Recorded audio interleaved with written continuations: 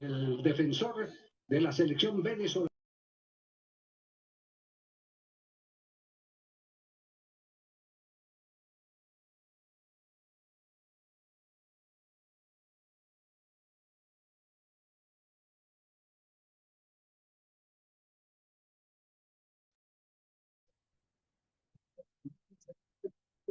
Recibió un pisotón en el momento.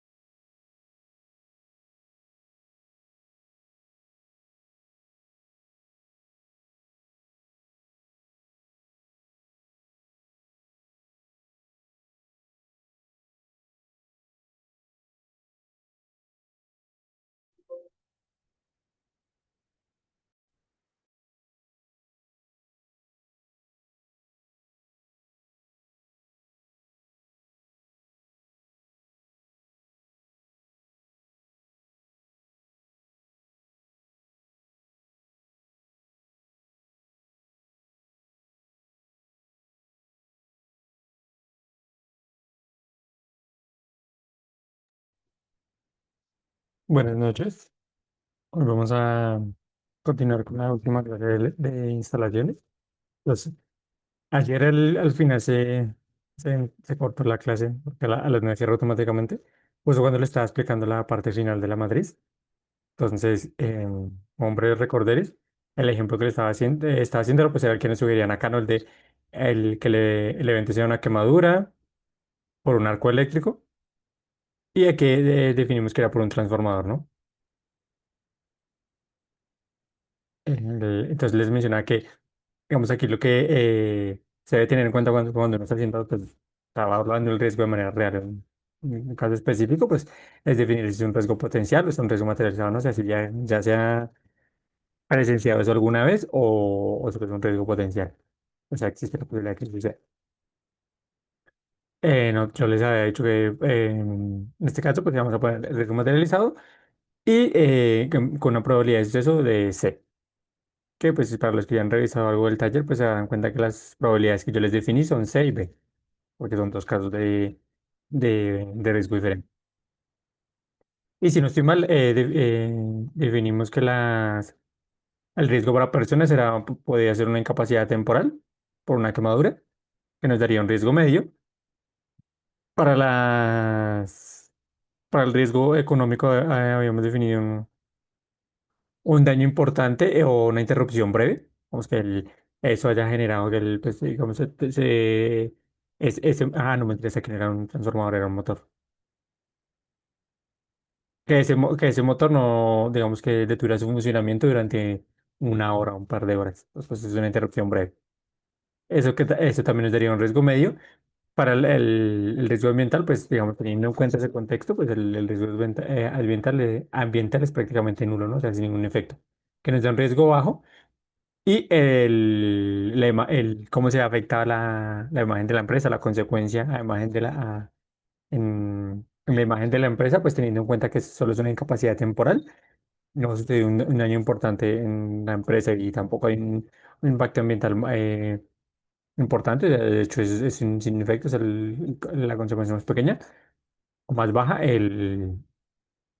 la consecuencia a nivel de imagen de la empresa también iba a ser interna, ¿no? Que pues también nos da un riesgo bajo. Entonces teníamos dos riesgos medios y un riesgo bajo. Entonces mencionaba que, digamos que la manera más correcta de analizar esta matriz de análisis de riesgos siempre es de izquierda a derecha. Pues siempre iniciar por las personas, después el ámbito económico, el ambiental y por último la imagen, porque dependiendo de las consecuencias que hayamos tenido acá, se puede, digamos que predecir o suponer de manera más certera la consecuencia que va a tener la imagen de la empresa. Entonces mencionaba esto, ¿no? Una vez uno ya tiene el nivel de riesgo, que en este caso nos dan medios y bajo, pues uno tendría que ir a la siguiente tabla de esta matriz de análisis de riesgo, que pues, es la tabla de decisiones y acciones. Entonces aquí nos definen, pues dependiendo del código de colores, el nivel de riesgo, ¿no? Que aquí pues ya no lo están poniendo en texto. Pues digamos que ese código de colores ya no es tan necesario. Entonces, ¿qué nos dicen acá? Si es muy alto, cuál es la decisión a tomar y qué se debe hacer. Entonces, si el riesgo es muy alto, porque podría ser un riesgo muy alto, la única manera de que sea un riesgo muy alto es que pues suceda varias veces al mes en la empresa, vamos, ese evento específico, y, y la consecuencia pues sea que allá se genere la muerte de una persona o más de una persona, haya un daño grave que genere una interrupción regional del servicio. Vamos, si lo pensamos en una empresa que eh, está directamente involucrada en la prestación del servicio de energía, pues una central interrumpa digamos, su servicio y genera una interrupción regional. A esos niveles estamos hablando, o sea, al máximo nivel posible. El ambiental, pues una contaminación irreparable, lo que les digo, de que se genera un incendio que queme tantas hectáreas de bosque como para que el, el poder replantar ese bosque quemado no sea muy viable, que digamos. Sea un terreno muy grande en cuanto a hectáreas.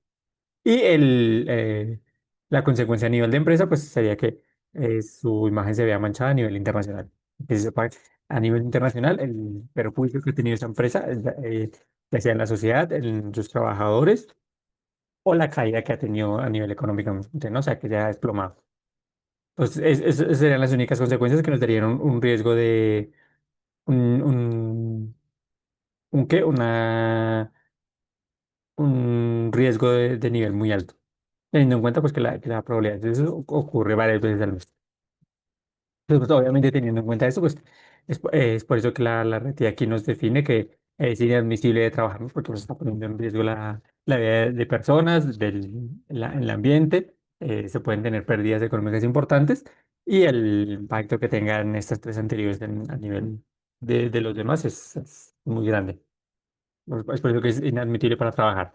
Hay que minimizar las fuentes potenciales, hacer reingeniería, o sea, digamos, eliminar esas fuentes potenciales es, bueno, ver qué está causando estos accidentes y ver cómo vamos reduciendo esos posibles elementos que generan ese riesgo eléctrico. Hacer reingeniería en caso de que se pueda rediseñar ese elemento o ese proceso para que pues, los riesgos, los riesgos del eléctrico asociados disminuyan, minimizar el riesgo con equipo de protección personal, la manera más sencilla, si es posible, volver a valorarlo en grupo hasta reducirlo. Y requiere obviamente un permiso especial de trabajo y es que tocará, eh, digamos, realizar esa actividad. Que pues, para ejecutar los trabajos, que es lo que nos dicen. Buscar procedimientos alternativos si se decide hacer el trabajo. La alta dirección participa, que la alta dirección es una parte que es muy importante en cada empresa, que pues, se encarga de tomar decisiones claves en cuanto al rumbo de dirección de la misma. Y aprueba el análisis del trabajo seguro, que es el ATS, y autoriza su realización mediante un permiso especial de trabajo o PES. Pues básicamente, si se requiere hacer esa actividad, pues no se puede hacer directamente, se tiene que buscar procedimientos alternativos. Si es que se necesita hacer ajustes a la hora específica y esos procedimientos o, digamos, labores alternativas que nos den la misma solución o el mismo producto, pues deben ser aprobadas por la alta dirección. Ese es el caso de un riesgo muy alto. Para un riesgo alto, que pues aquí lo vemos que puede ser o con una menor probabilidad, o sea, que haya ocurrido en el sector, pero no necesariamente en la empresa, que haya ocurrido en la empresa, pero solo algunas veces al año, o que pueda ocurrir varias veces en la empresa al mes, pero pues con una consecuencia no de nivel 5 sino de nivel 4 o 3. O sea, una incapacidad permanente o incapacidad temporal, un daño mayor, una contaminación mayor o localizada y una afectación en la imagen de la empresa a nivel nacional o regional. ¿No? Es que ya vemos que la consecuencia ya no es la peor de todas. Entonces, en ese caso, lo que se busca ahí es minimizar, obviamente, ese riesgo, ¿no? Se buscan alternativas para que presenten un menor riesgo, o sea, similar a esto, o sea, procedimientos alternativos o qué otras actividades se pueden realizar que nos den el mismo, sea, que nos den la misma actividad productiva o el mismo producto, si de lo que entender así. O sea, digamos, de qué otra manera yo puedo realizar esa acción sin que pues, se genere ese nivel de riesgo. Y demostrar cómo se va a controlar ese riesgo que está presente ahí, ¿no? Aislar con barreras o distancias, digamos, si se puede, si el riesgo se puede disminuir mediante esas acciones, con mantener distancias de seguridad y obviamente usar equipo de protección personal. Y aquí también se requiere un permiso especial de trabajo. En este caso, para si cuando se va a realizar esas actividades, el jefe o supervisor del área involucrada en la empresa o en esa actividad específica aprueba el análisis de trabajo seguro o el ATS y el permiso de trabajo especial. Bueno, el permiso de trabajo que se los PT. Presentados por el líder de cargo, bueno, a cargo del trabajo. Entonces, se fijan, ya no es el que está encargado de aprobar esa actividad específica o esas actividades, ya no es un cargo tan alto.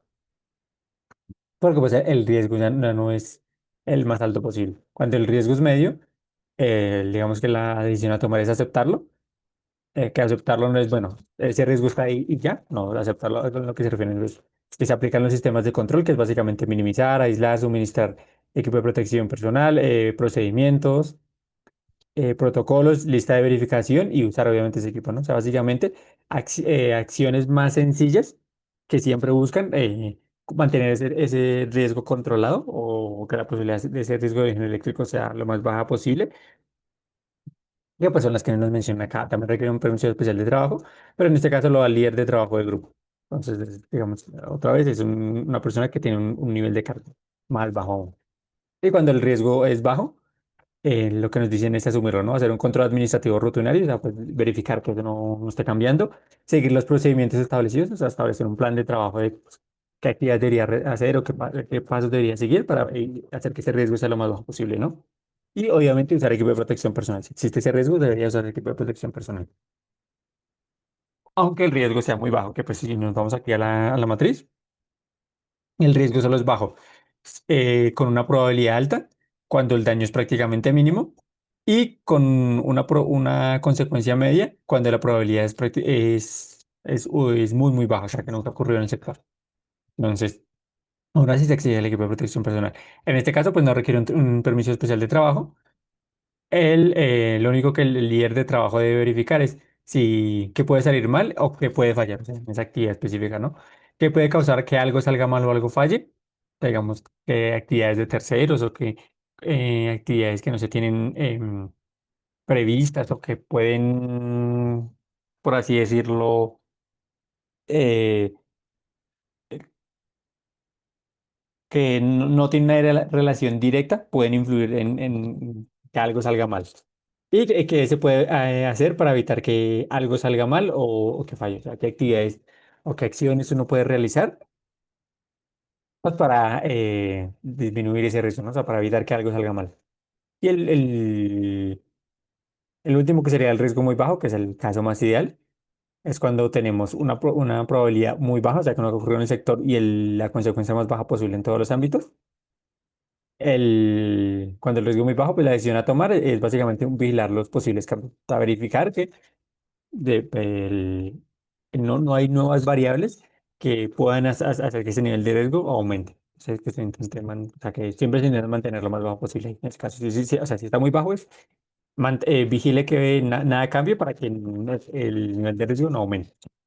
Y en este caso, pues, para ejecutar los trabajos no se requiere ninguna acción adicional. Solo con verificar los campos es suficiente. Pues digamos que con esta matriz uno ya puede, dependiendo del nivel de riesgo, más o menos seguir unos pasos, dependiendo obviamente de la actividad, ¿no? Entonces, pues,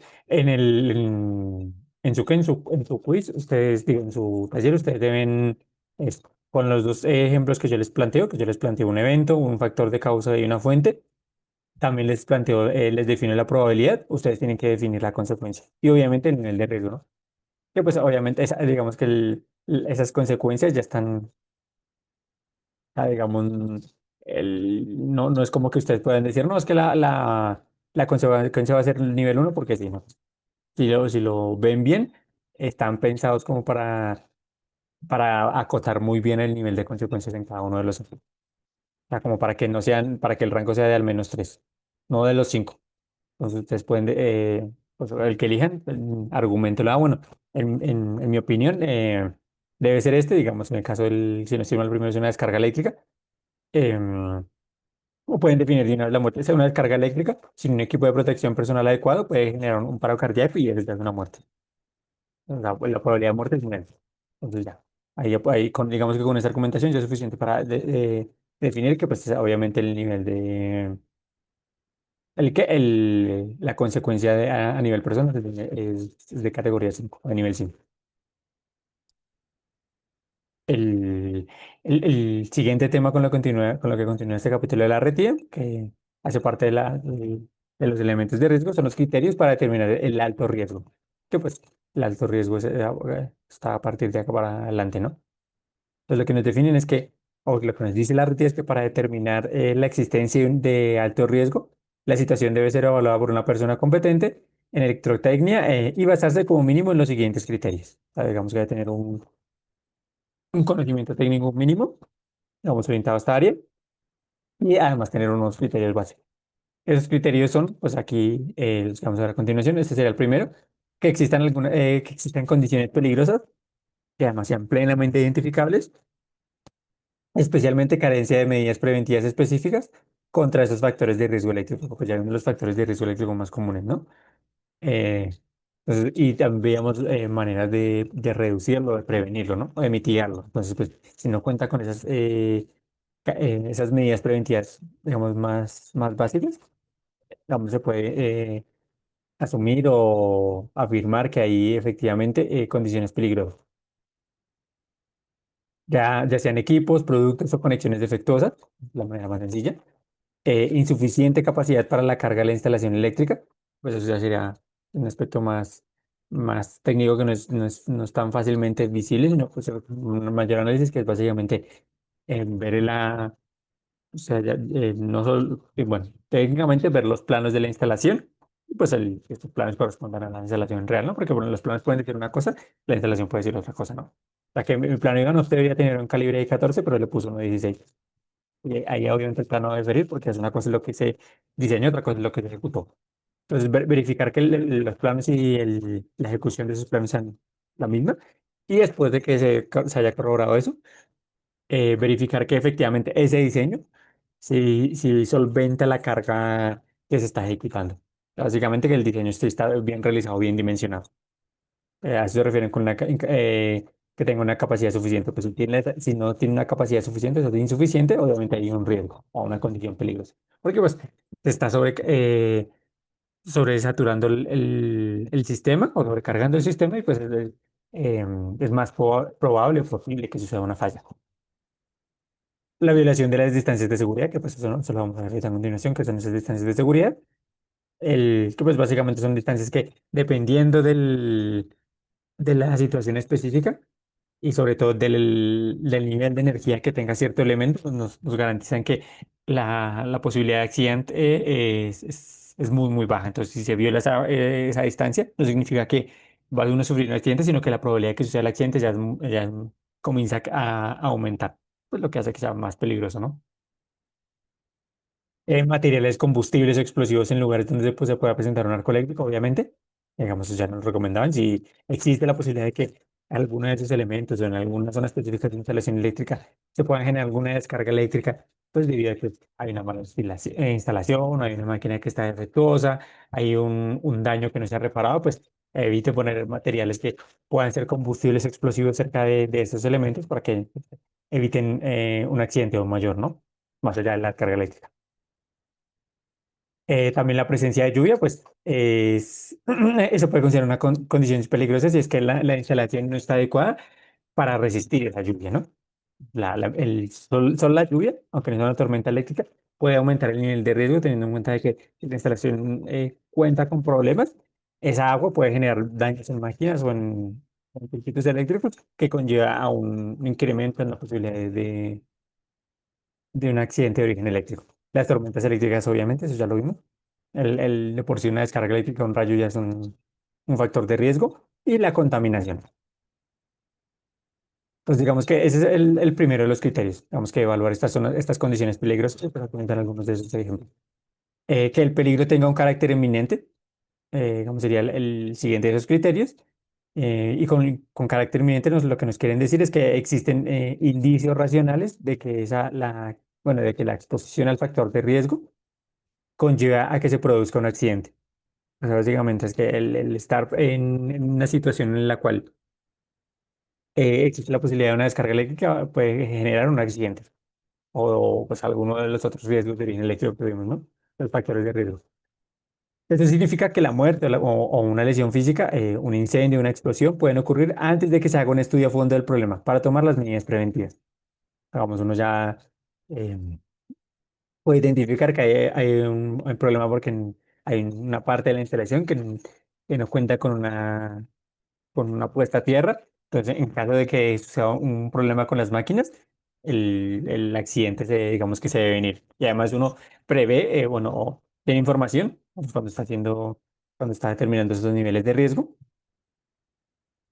Él ve cuándo se le hizo mantenimiento cuándo fue la última vez que se le dio mantenimiento a las máquinas y observa que el mantenimiento ya venció su plazo límite. Entonces, si ya venció su plazo límite, ya es más probable que suceda o sea, que una máquina falle y ese fallo puede ser de origen eléctrico, ¿no? Puede ser un fallo de origen mecánico, o sea, digamos, si es una máquina pues, con engranes, que alguno de los engranes se rompe, pues deje de funcionar. Pero pues puede ser un fallo de origen eléctrico, que pues si no se tiene un elemento de seguridad como es una puesta a tierra, pues esa falla eléctrica no se va a poder disipar. Entonces se refieren con el peligro inminente. Y pues que pueda ocurrir antes de que se haga un estudio a fondo. Entonces, algunas cosas se pueden identificar de manera más sencilla.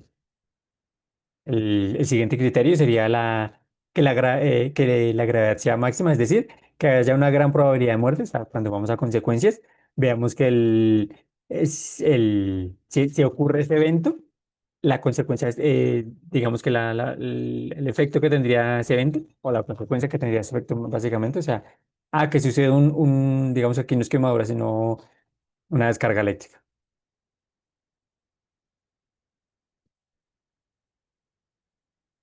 una descarga eléctrica. Es que si sucede esa descarga eléctrica, muy seguramente va a generar una muerte o una incapacidad permanente, o sea, o una incapacidad permanente. O sea, de ese nivel estamos hablando en cuanto a consecuencias, lo que nos quieren decir acá, como que la gravedad sea máxima. Entonces, que haya una gran probabilidad de muerte o lesión física grave, un incendio o explosión que conlleve a que una parte del cuerpo o todo pueda ser lesionada de tal manera que se inutilice una quemadura de un grado elevado, segundo o tercer grado en una parte importante del cuerpo, o una extremidad del cuerpo que pues inutilice esa extremidad de manera permanente. Que quede limitado su uso de forma permanente, como lo estaba diciendo, o que se destruyan bienes importantes en la instalación o en su entorno. O sea, se refiere con que la gravedad mayor, así que si analizamos la consecuencia que tendría ese efecto específicamente, es una consecuencia de nivel 4 o 5 que existan antecedentes comparables y el evaluador de riesgo debe referenciar al menos un antecedente ocurrido en condiciones similares. Digamos, tenemos, bueno, es que con unas máquinas que funcionan de manera similar, digamos, con estos otros motores que también usaban una potencia similar, ya ha ocurrido un accidente previamente que generó estas consecuencias. Entonces, pues, ya se tiene ese antecedente, es más fácil de vislumbrarlo. Eh,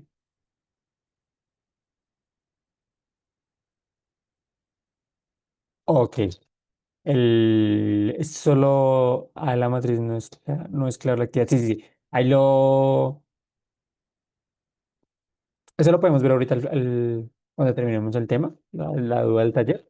Lo voy a tener aquí abierto. Pero pues ahí se fijan, digamos que ese punto no es, o sea, el riesgo que está sucediendo ahí de origen eléctrico para los que revisaron el taller no es que está sucediendo algo, sino la ausencia de medidas cuando sucede algo, que es básicamente la ausencia de electricidad.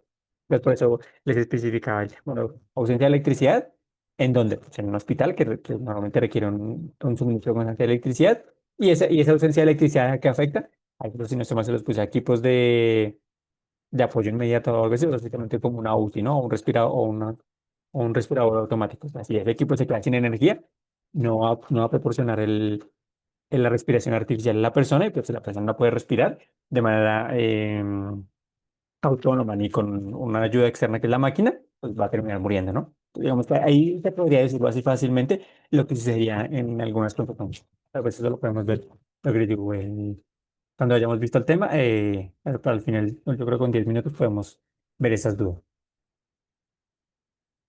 Entonces, como les decía, ¿no? El siguiente criterio que era básicamente si existen antecedentes comparables. O sea, si ya tiene un, un escenario previo similar en cuanto a, bueno, es una máquina que usa básicamente la misma potencia, o voltajes o corrientes que usan básicamente la misma potencia, o una actividad muy similar, no se tenían en cuenta estos factores, o que los daños provenían de estas, o sea, básicamente que había un daño en el aislamiento y generó estos accidentes. Entonces, pues, ya en un incidente comparable em, digamos, se puede suponer con bastante certeza que el efecto va a ser similar. Es decir, tienen sobre todo condiciones muy similares, ¿no? Y sobre todo una gran cantidad de condiciones similares, no solo una. Digamos, no es que era una misma máquina que también usaba 120 voltios. Eso deja mucho la imaginación, pero no es que usa la misma potencia, el mismo voltaje, la misma corriente. Bueno. Y aquí se detecta como un fallo en el aislamiento y en esa máquina también tiene un fallo en el aislamiento. Bueno, pues ya tenemos muchos factores.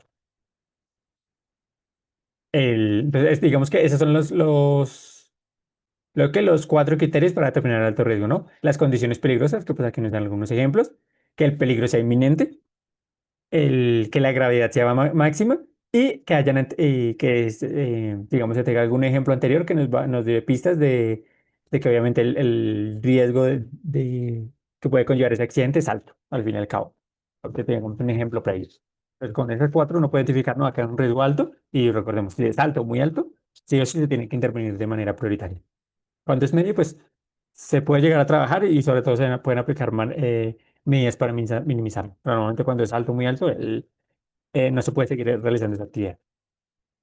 En cuanto a las medidas a tomar en estas situaciones de riesgos, estaba según uno que debería ser, o sea, que debe ser uno como trabajador o como jefe de equipo o pues diferentes cargos administrativos.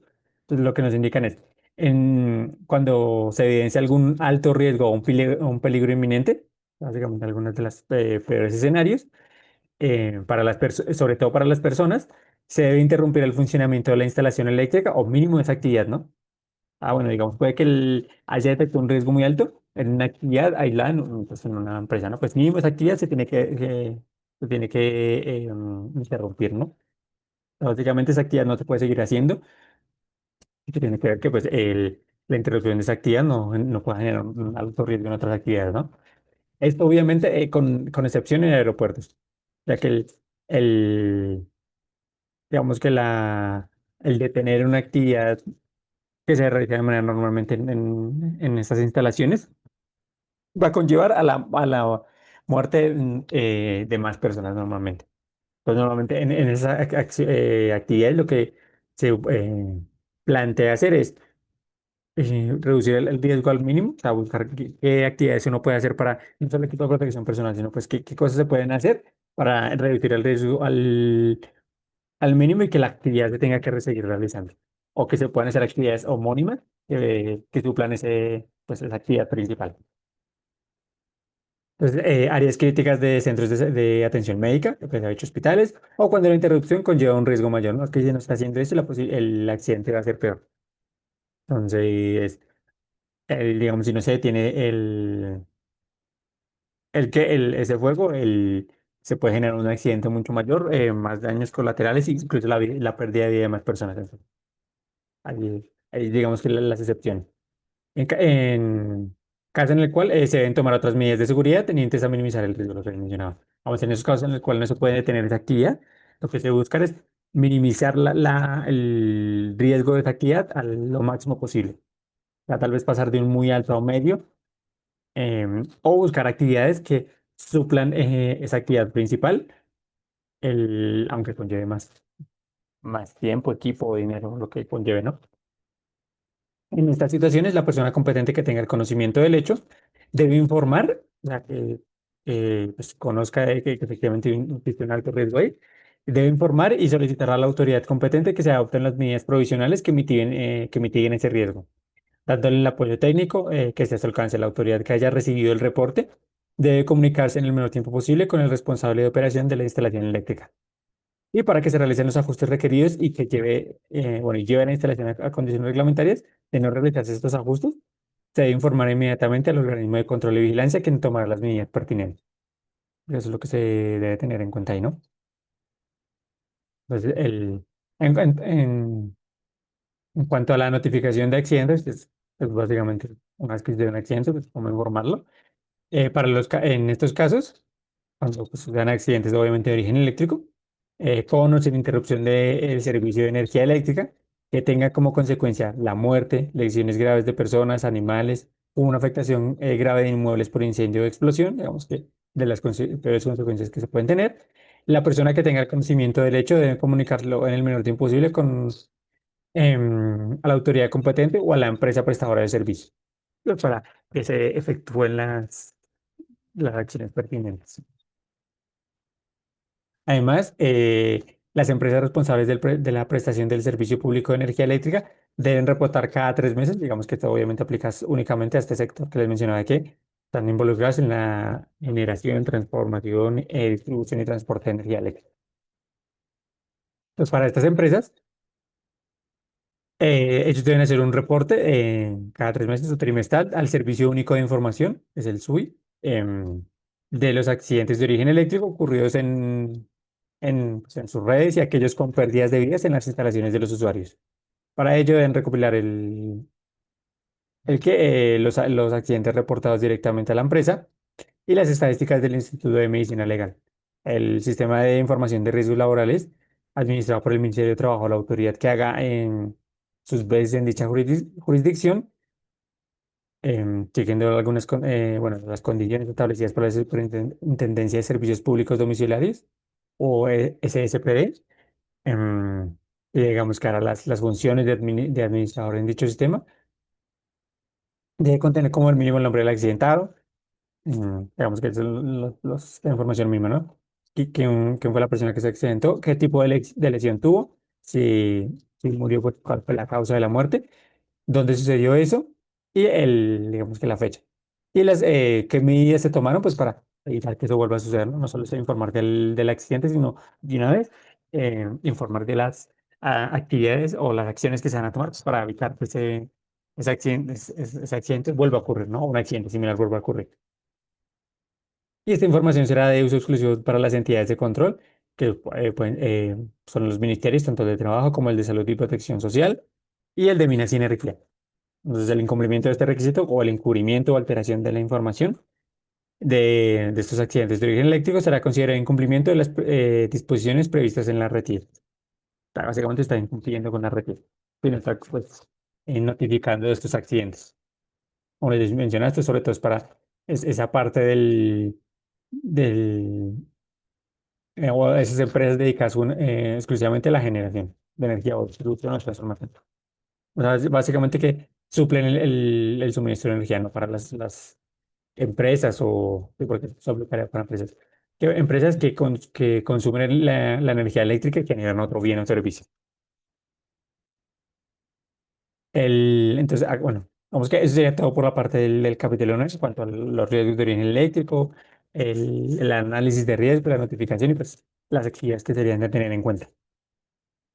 Los siguientes temas ya serían temas relacionados directamente pues, con las distancias mínimas de seguridad o distancias que se deberían de tener en cuenta para ciertas actividades pues, que puedan tener una relación directamente con un accidente de origen eléctrico.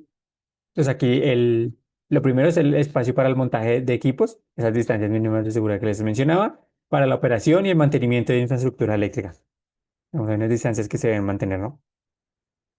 Entonces, en lo que nos mencionan aquí la RETI es que en los lugares donde se construya cualquier instalación eléctrica, siempre deben contar con espacios para la entrada y salida y para el montaje de los equipos eléctricos, ¿no? Digamos que siempre hay que contar con un espacio. Igualmente, además deben cumplir estas distancias mínimas de seguridad para la operación y el mantenimiento de los equipos o esos espacios de trabajo y demás componentes.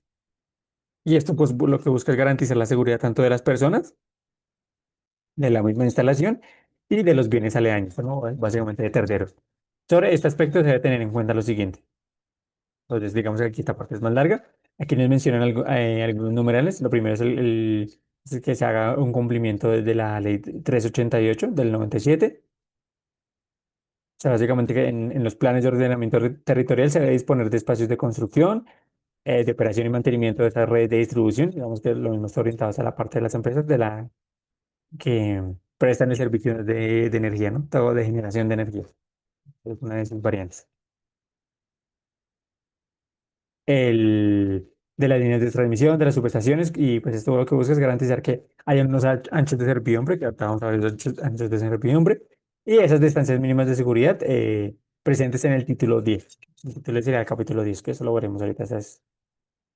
Las autoridades de planeación municipal y curadurías deben tener un espacio, bueno, un especial cuidado al momento de otorgar licencias o permisos de construcción para que se garantice el cumplimiento de las servidumbres o las distancias mínimas de seguridad. Básicamente que no se puede construir en cualquier lado teniendo en cuenta pues, que hay ciertas zonas por las que donde se deben respetar unas distancias mínimas, ¿no? Sobre todo para muy alta tensión. Los generadores, transmisores y operadores de red deben informar a las autoridades competentes y tomar las medidas correspondientes cuando se estén violando las servidumbres o las distancias mínimas de seguridad asociadas a la infraestructura para la prestación del servicio de electricidad. Vamos que es una obligación de esas empresas, ¿no? Porque pues, aquí nos mencionan deben, ¿no? Los deben es estar obligados. En subestaciones interiores o cuartos eléctricos de media o baja tensión, se deben contar con puertas y espacios adecuados para la entrada y salida de equipos. Pues, si se requiere algún montaje inicial o posterior. Y en ningún caso el ancho de esas puertas debe ser menor a los 90 centímetros. Porque todo eso es para que siempre se pueda tener una buena maniobrabilidad y evitar posibles accidentes. Justamente pues porque no se cuenta con el espacio suficiente. La que los continúa mencionando acá es que en caso de que esos subestaciones o cuartos eléctricos estén cercanos a parqueaderos, pues se debe contener de un resguardo físico, o sea, básicamente un muro de separación que evite que se pueda irrumpir de manera sencilla o pues de violentar esos espacios físicos pues con un choque, ¿no? Como si me mando romper el muro.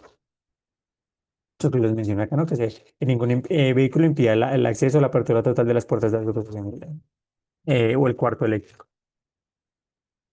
En los cuartos que alojan equipos de media tensión, donde puedan quedar personas atrapadas, las hojas de las puertas de evacuación deben abrir hacia afuera y deben disponer de cerradura antipánico, que pues son básicamente, si analizamos esas puertas, como las puertas de salida de emergencia, ¿no? En la cual aquí tenemos el método de apertura que solo con empujarlo la puerta abre, ¿no? Y pues en este caso abriría hacia acá. Básicamente la puerta abre así y esa puerta abre así, ¿no? Es una puerta antipánico. Y pues que abre hacia afuera para que aunque se hayan quedado encerrados, él siempre puedan salir, ¿no? Porque digamos la puerta siempre tiene espacio para abrirse. A eso se refiere. El, y el que tengan un sistema de bloqueo para que evite que la puerta se pueda bloquear o cerrar intempestivamente, o sea, básicamente pues, de golpe, cuando hay gente dentro, o de personas dentro.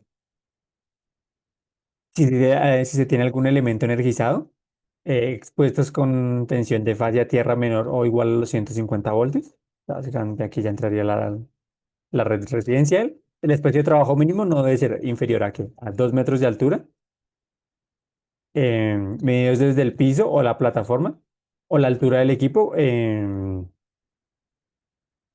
cuando este sea más alto de 0,76 sí, cuando sea más alto, ¿no? Y 0,76 metros de ancho, o sea, básicamente 76 centímetros de ancho, o el ancho del equipo si este es mayor, 0,9 metros de profundidad del espacio de trabajo frente al equipo. Y en todos los casos, el espacio de trabajo debe permitir la apertura a 90 grados de las puertas de los equipos, ¿no? Para tener una manipulación correcta y que no se vaya a generar un accidente, pues porque no está cómodo en el área de trabajo, ¿no? Digamos que no se puede operar con incomodidad o hacer acciones normales, se tienen movimientos restringidos. Para tensiones mayores a los 150 voltios, pues ya entraríamos a electricidad industrial muy seguramente, y menores iguales a los 1000 voltios, que todavía que estamos en baja tensión, fase tierra, se debe aplicar lo señalado en el numeral 110.26 de la NTC 2050. ¿Qué quiere decir esto? Que pues tendríamos que, en ese caso, ver qué es lo que nos dice la NTC en ese numeral específico, eso lo veremos después en electricidad, sobre esas distancias mínimas. Pues básicamente cuando ya tenemos voltajes superior, mm, más altos a lo que tiene una instalación residencial estándar. Si se tienen instalaciones con más de 1000 voltios, que ya son casos más específicos, la altura del espacio de trabajo debe ser de mínimo 2 metros, un ancho no inferior a los 92 centímetros y una profundidad definida en las condiciones de la tabla 110, también de la misma NTC. Vean que normalmente cuando se tienen que definir cosas técnicas o, o cálculos de ciertos elementos o distancias mínimas o valores de seguridad, básicamente definir propiedades o dimensiones físicas, siempre se acude a la NTC 2050, que es el código eléctrico. Teniendo en cuenta las excepciones en el mismo artículo, o sea, nos dice, usted debe cumplir con esto, con este artículo, salvo pues las mismas excepciones que nos brinda ese artículo. Para mayor claridad, se debe tener en cuenta la figura 3.4a, que si no estoy mal, es esta de acá, sí. Que pues aquí nos dicen, ¿no? Digamos que su espacio de trabajo debe tener un alto mínimo, un ancho mínimo y una profundidad mínima. Entonces recordemos que aquí nos decían, ¿no? Digamos que para una instalación estándar residencial serían 2 metros de altura, el 76 centímetros de ancho y 90 centímetros de profundo. Entonces sería aquí 2 metros, en 2 metros, 76 centímetros y 90 centímetros. Digamos que esas serían las distancias mínimas que usted debería contar, obviamente, pues, teniendo de espacio siempre disponible. Aquí su cuarto de máquinas, su cuarto eléctrico, pues, de tener una distancia tal que, o de usted tener unas dimensiones tal que el espacio de trabajo siempre, que es básicamente el espacio libre de máquinas, siempre cumpla con estas dimensiones. Y pues lo que les nos indicaba acá, ¿no? Si estamos ya en voltajes superiores a los 150 voltios o a los 1000 voltios, pues debe contar con unas distancias mayores que nos indica en este caso la retilla. Digo, la retilla, la NTC 2050. Que pues que siempre serán esas mismas tres distancias. Entonces, esas distancias, digamos que están pensadas sobre todo es para poder operar de manera segura y evitar un accidente eléctrico, ya que ahí siempre se va a poder mantener una distancia de seguridad. El, para los accesos a los cuartos que contengan equipos de baja tensión, que pues baja tensión es por debajo de 1000 voltios, con un ancho superior a los 1,8 metros, que aquí el ancho nos decían que era solo de 76 centímetros, y que se pueda presentar corrientes superiores a los 1200 amperios, ¿sabes? Es bastantes, nivel de corriente bastante grande, que tengan equipos de corte o protección de sobrecorriente o de control, se debe dar cumplimiento, en este caso a este numeral de la NTC, al 110,26. Y para el caso de equipos con un ancho superior a los 1,8 metros, de más de 1000 voltios, se debe dar cumplimiento, en este caso, al numeral 110,33, que si no estoy mal era el mismo que mencionaban, no, que era el 110,34. Entonces, en los cuartos donde se instalen equipos de más de 800 amperios o que tengan una o más salidas ubicadas a menos de 7,6 metros de cualquier borde del espacio de trabajo, las puertas deberán abrir hacia afuera y estar equipadas con cerradores antipánico. Pues que eso es eh, para evitar accidentes, obviamente, ¿no? El espacio de trabajo y las salidas de las puertas de los cuartos eléctricos y bóvedas deben permanecer libre de otros equipos o obstáculos, pues, para evitar de que queden bloqueadas y las personas se queden atrapadas ahí dentro, ¿no? En los lugares donde existan áreas comunes de copropiedad, se deben atender los lineamientos, en este caso de la ley 635, y en este caso del artículo 3, ¿no? Que pues básicamente diferencia entre los bienes comunes y los bienes privados. Entonces, básicamente, digamos, aquí nos dan un resumen de lo que se debe tener en cuenta para esas áreas comunes de copropiedad, según esta ley, la ley 675. Entonces, pues, si se fijan, en este caso la RT nos da unas distancias mínimas para, digamos, que un caso muy normal o de baja tensión, y para casos más específicos nos remite directamente a la NTC. Normalmente siempre nos va a remitir a la NTC. Ah, y normalmente nos indica el artículo, que pues aquí nos lo indicaba, vamos, esta tabla o el artículo,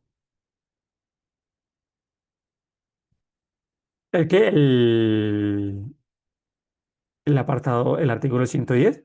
No, a veces no nos especifica de manera directa el artículo, sino no, usted debe cumplir con los requisitos o las condiciones que nos indique ese capítulo, que no se puede ser capítulo 2 3 4 solo veremos después.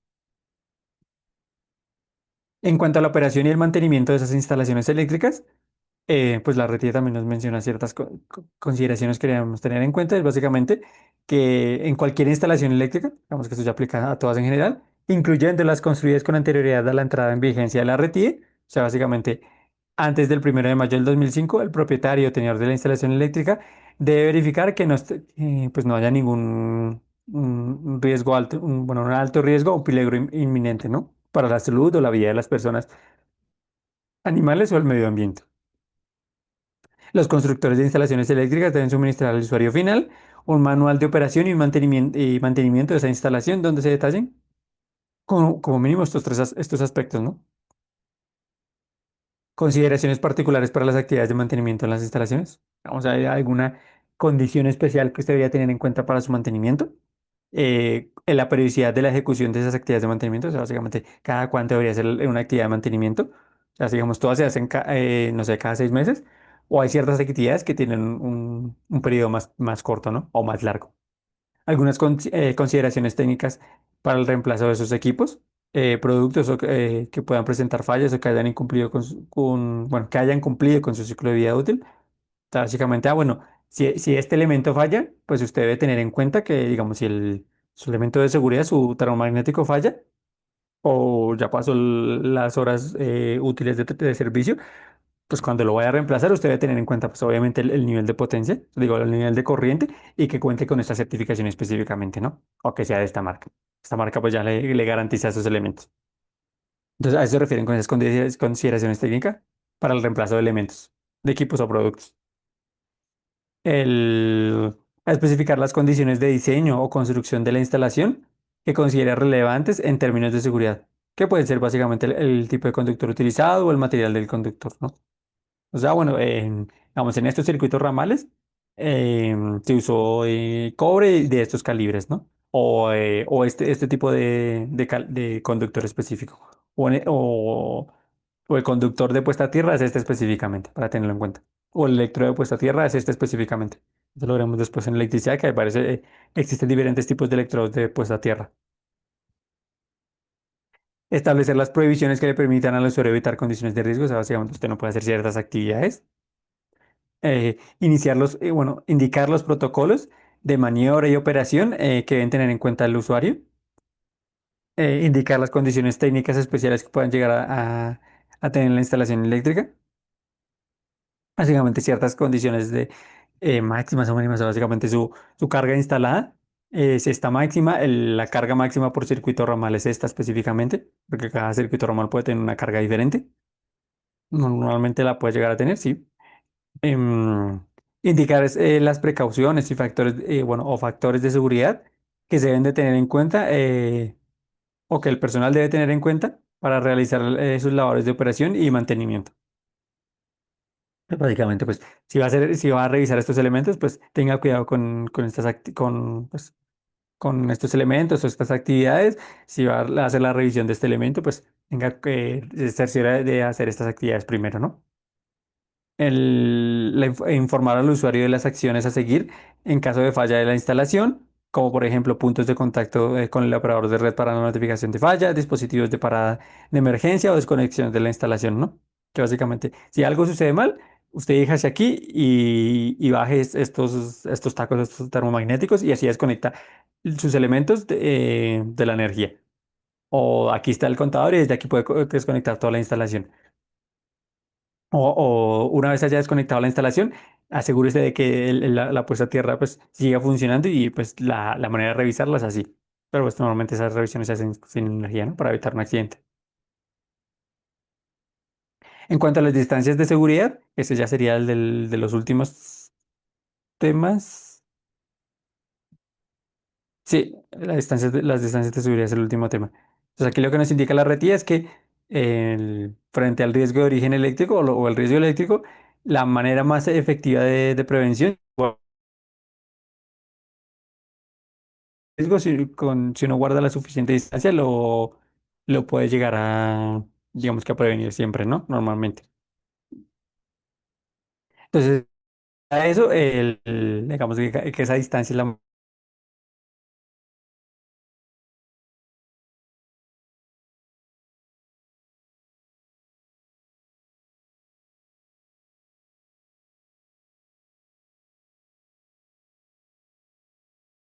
del, de la amenaza o el nivel de riesgo, o normalmente sobre todo del nivel de energía que cuente ese elemento.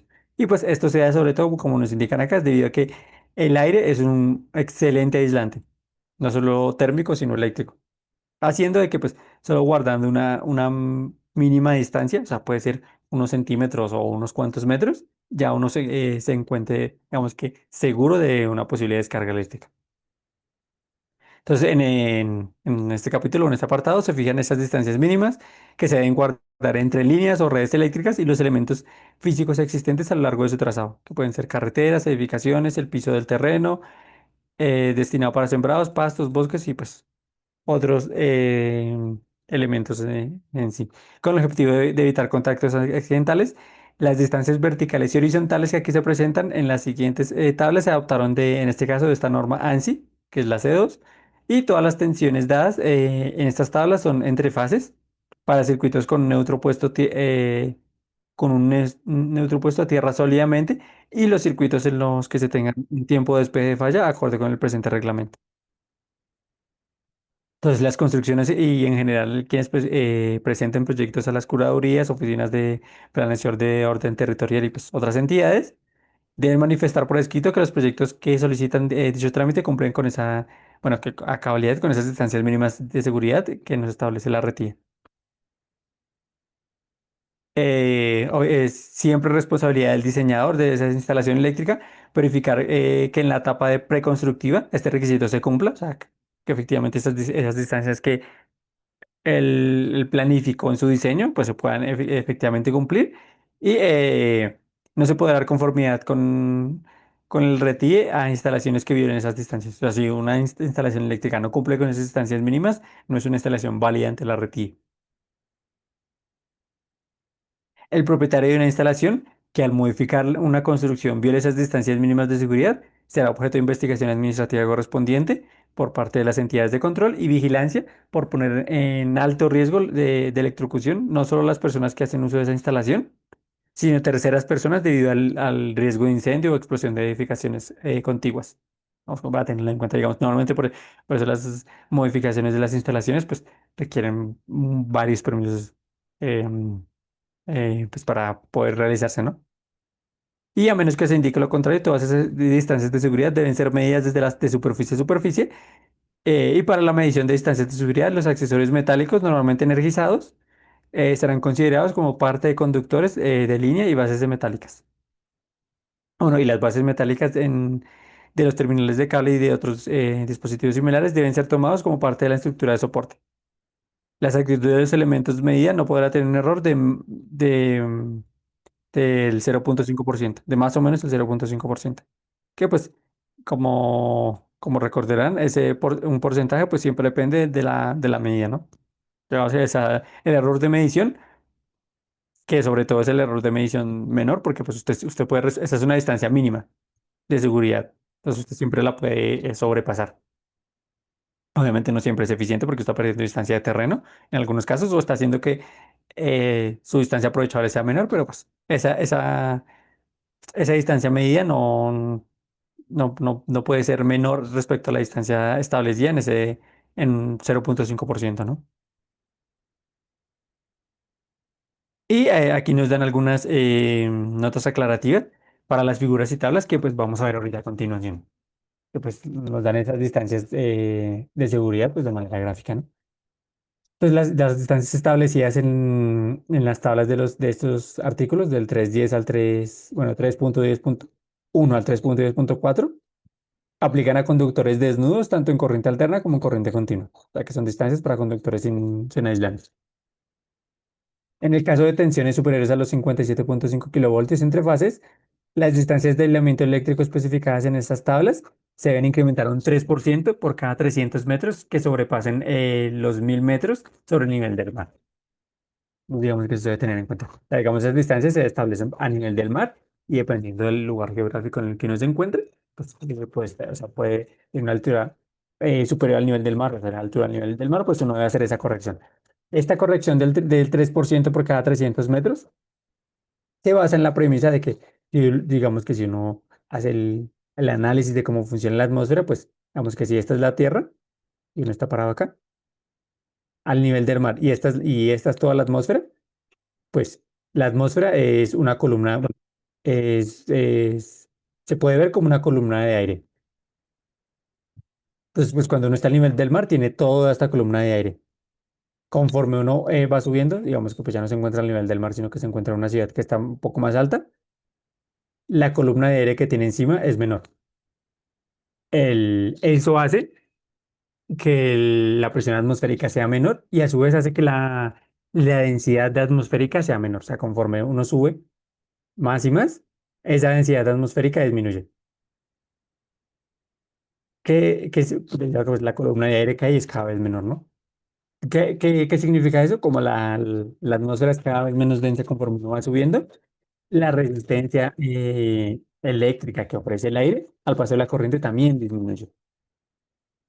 Entonces, por eso uno debe hacer esta corrección. O sea, como cada 300 metros uno debería aumentar esa distancia un 3% para compensar esa pérdida de la densidad atmosférica. Que pues hace que el, el, que el, la resistencia eléctrica del aire pues disminuya. Sí, para eso está pensado. Las distancias verticales que se toman siempre desde el punto energizado más cercano. Bueno, bueno, las distancias verticales siempre se toman desde el punto energizado más cercano al posible lugar de contacto. Lo vamos a ver ahorita, ¿no? La distancia horizontal B, que pues hay unas distancias, o sea, normalmente las distancias se nombran con una letra, se toma desde la parte energizada más cercana al sitio posible, bueno, al sitio de posible contacto, es decir, trazando un círculo desde la parte energizada y teniendo en cuenta la posibilidad real de expansión vertical que tenga la edificación. Básicamente que que el edificio pueda seguir creciendo, ¿no? Pueda ir aumentando sus pisos. Y que en ningún momento la red quede encima de la construcción. Esa básicamente, pues, visto nuevamente, no hay ningún cable que pase sobre un edificio, ¿no? El cable siempre pasa a un lado, a un costado del edificio, para prevenir los accidentes. Si se tiene una instalación con una tensión diferente a las contempladas en la red y en el presente reglamento, debe cumplirse al requisito exigido por la tensión inmediatamente superior. O sea, si nos dicen, no, es que aquí hay, no sé, 5000 voltios, 5 kilovoltios, y 1000 voltios, no sé, digamos. Ya lo vamos a ver. Y mi instalación es por alguna extraña razón, es de 3000 voltios. Pues yo debo cumplir con las distancias de 5000 voltios, porque pues ya excedo por mucho el voltaje de 1000. Ah, no, que es que mi instalación es de 1200, de 1,2 kilovoltios. Usted también debe cumplir con las distancias de 5 kilovoltios, porque ya excedió la distancia, el voltaje de 1000. Entonces, sin importar cuánto se pase, si usted ya se pasó de un límite, tiene que cumplir las distancias del siguiente nivel de tensión. Es lo que nos indica, ¿no?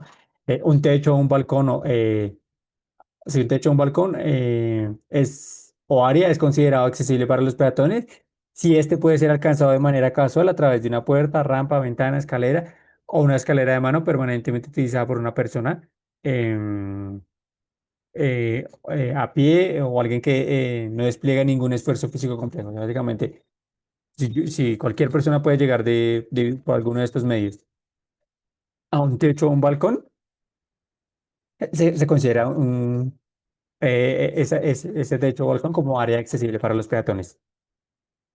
Como en el caso de un centro comercial que pues puede ir perfectamente a un balcón sin mucho esfuerzo, ¿no? Porque pues es de dominio público en ese centro comercial. O sea que aplicaría lo mismo. Y sí, no se considera un medio de acceso o una escalera permanente utilizada si es un peldaño sí, bueno, si el peldaño está más bajo, está ubicado a una altura de 2,45 metros o más, desde el nivel de piso u otra superficie accesible. Entonces, digamos que eso debería tener en cuenta. Por eso en algunos postes de energía o de iluminación, pues ahí se ven unas escaleras, pero esas escaleras pues tienen una distancia mínima en el suelo, que pues normalmente cumplen con estas distancias, para que pues esa distancia no sea fácilmente accesible. Y si tiene un tendido aéreo con cable aislado o con pantalla que no se aplicarán estas distancias, tampoco se aplica para conductores aislados de baja tensión. Entonces, digamos que, si se fijan, aquí les decía, ¿no? Primero, esto es para conductores desnudos. Sí, aquí no lo menciona en la primera nota, conductores desnudos. Y para cables aislados o para baja tensión, pues no, esas distancias no aplican. Estas aplican para normalmente voltajes más grandes. Lo vamos a ver ahorita. Y las últimas notas es en techos metálicos cercanos o en casos de redes de conducción que van paralelas o que cruzan las líneas de media alta o extra alta tensión, se debe verificar que las tensiones inducidas no puedan generar un peligro o que afecten el funcionamiento de las otras redes. Donde el espacio disponible no permita cumplir las distancias horizontales de esta tabla, que es la que vamos a ver ahorita. Para redes de media tensión, tales como edificaciones con fachadas o terrazas cercanas, la separación puede reducirse hasta un 30%, siempre y cuando los conductores y empalmes y rajas tengan una cubierta que proporcione rigidez suficiente y eléctrica para limitar la probabilidad de falla a tierra. Básicamente que de alguna manera se compense la pérdida de distancia con un aumento en el aislamiento del conductor. Además de que deben tener espaciadores y señalización que indiquen que ese no es un cable aislado, para que no deberían hacer contacto con él. Y en zonas arborizadas urbanas se recomienda usar esta tecnología para disminuir las podas. Ujú. O sea, no se tenga que estar podando el árbol y, pues digamos que reduciendo la vegetación. En general, los conductores de línea de mayor tensión deben estar a mayor altura, digamos que es una recomendación lógica, que los de menor tensión, excepto los cables de guarda y los neutros de las redes de baja tensión, de redes baja tensión. Entonces, esta es la primera de las tablas ¿de qué? De las distancias de seguridad. Aquí vemos la tabla 10.1 en el cual nos dan esas distancias mínimas de las zonas en construcciones, en la cual pues tenemos una edificación y tenemos muchas zonas. Si bien, miren, aquí tenemos una zona vertical A, esta es la misma zona vertical A, aquí está una zona vertical B, que es básicamente desde cualquier punto en una distancia horizontal, la mínima distancia que debe cubrir hasta un conductor. También si acá hay un punto más alto, entonces pues esa distancia acá se cumple, ¿no? Porque pues aquí tenemos una chimenea. Entonces aquí en este balcón, pues aquí estaría esta misma distancia B, que es esta de acá. La distancia C sería una distancia en vertical igual que la A, pero desde un balcón. Es accesible desde un balcón. Que, que pues digamos que va hacia arriba y hacia abajo. Entonces digamos que es hacia arriba, hacia abajo. La distancia A solo es hacia arriba, ¿no? Porque no hay nada debajo de la edificación. Y la última es la distancia D, que es desde el piso a la distancia mínima que deben respetar. Desde el piso la distancia mínima que deben respetar. Entonces, digamos que teniendo todas esas distancias con la geometría o la forma de la edificación, pues uno puede dibujar esta línea punteada, que es la que nos están mostrando aquí la RETIER, que es digamos que es esa área de volumen o ese volumen de aire que debería cumplir la instalación en la cual no hay ningún conductor que lo sobrepase. Entonces, pues si se fijan, aquí tenemos esa es la tensión nominal, que pues aquí nos dicen esa tensión nominal puede ser desde los 44 kilovoltios hasta los 33 kilovoltios. Entonces, para la distancia vertical A, para digamos, esas tensiones altas, esa distancia mínima es de 3.8 metros. A su vez, si desde los 13.8 kilovoltios a los 7.6, que sería una media tensión, la distancia vertical es de 3.8 metros, o sea, igual digamos que ahí no hay diferenciación. Y para menos de un kilovoltio, que esto ya aquí estaríamos en baja tensión, esa distancia mínima debería ser de 45 centímetros. O pues 0.45 metros, ¿no? Que es lo mínimo. En la distancia B, el, que recordemos que es la distancia horizontal, nos especifican que es para los voltajes más altos, o sea, de 66 o 57.5 kilovoltios, esa distancia debe ser mínimo de 2.5 metros. Si es desde los 44 kilovoltios hasta los 33 kilovoltios, el siguiente rango, esa distancia es de 2.3 metros. Y desde los 13.8 kilovoltios hasta los 7.6 kilovoltios, que sería media tensión, es igualmente los 2.3 metros. Y por debajo de los 1000 voltios, 1.7 metros. O sea, ahí es una distancia superior respecto a la distancia que tenemos acá, ¿no? La distancia vertical C, que pues recordemos que es desde, aquí no lo dice, ¿no? Sobre o debajo de balcones o techos de fácil acceso a las personas. Digamos que se considera que este techo no es de fácil acceso a las personas, por eso es una distancia, aquí no lo dice, ¿no?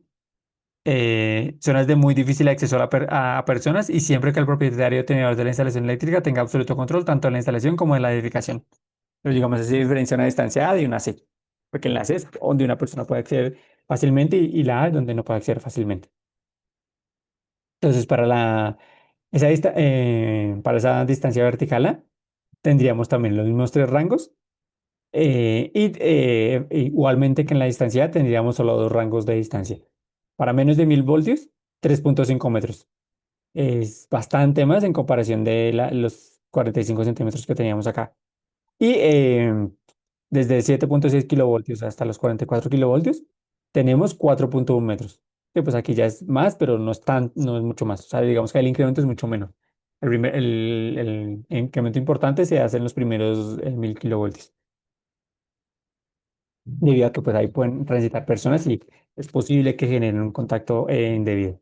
Entonces, pues, por eso se aumenta la distancia para que, aunque una persona tenga acceso, pues, digamos que la distancia sea tal que pueda, incluso acercándose a ella, no pueda vencer esa distancia de seguridad. Y la última distancia, que es la distancia vertical D, que no le dicen distancia vertical D, que es básicamente a carreteras, calles, callejones, o zonas peatonales o áreas sujetas a tráfico vehicular. sea, básicamente desde el piso hacia arriba. Entonces aquí es donde tenemos más rangos. Tenemos que para menos de 1000 voltios serían 5 metros, bastante.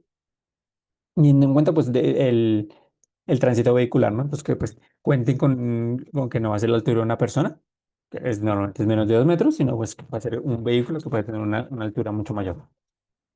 De los 7,6 kilovoltios a los 13,8 kilovoltios es de 5,6 metros, al igual que de los 44, bueno, de los 33 a 34 kilovoltios también es 5,6 metros. De los 57 a los 66 ya es 5,8 metros, un incremento también pequeño. Y para más de 100 voltios, bueno, más de 100 kilovoltios, que sea 110 a 115, 6,1 metros.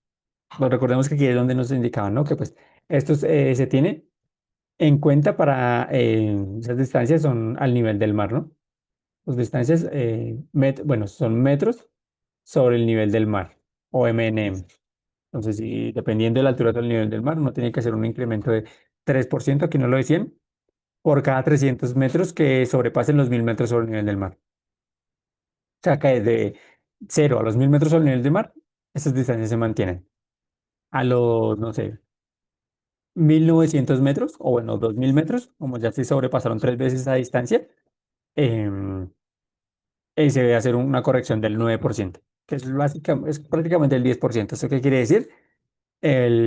Digamos que esta distancia de los 5 metros debería ser 5 con el 10% de 5 metros serían 5 centímetros por metro, ¿no? Entonces sería 25 centímetros. Entonces sería 5 con 25 centímetros.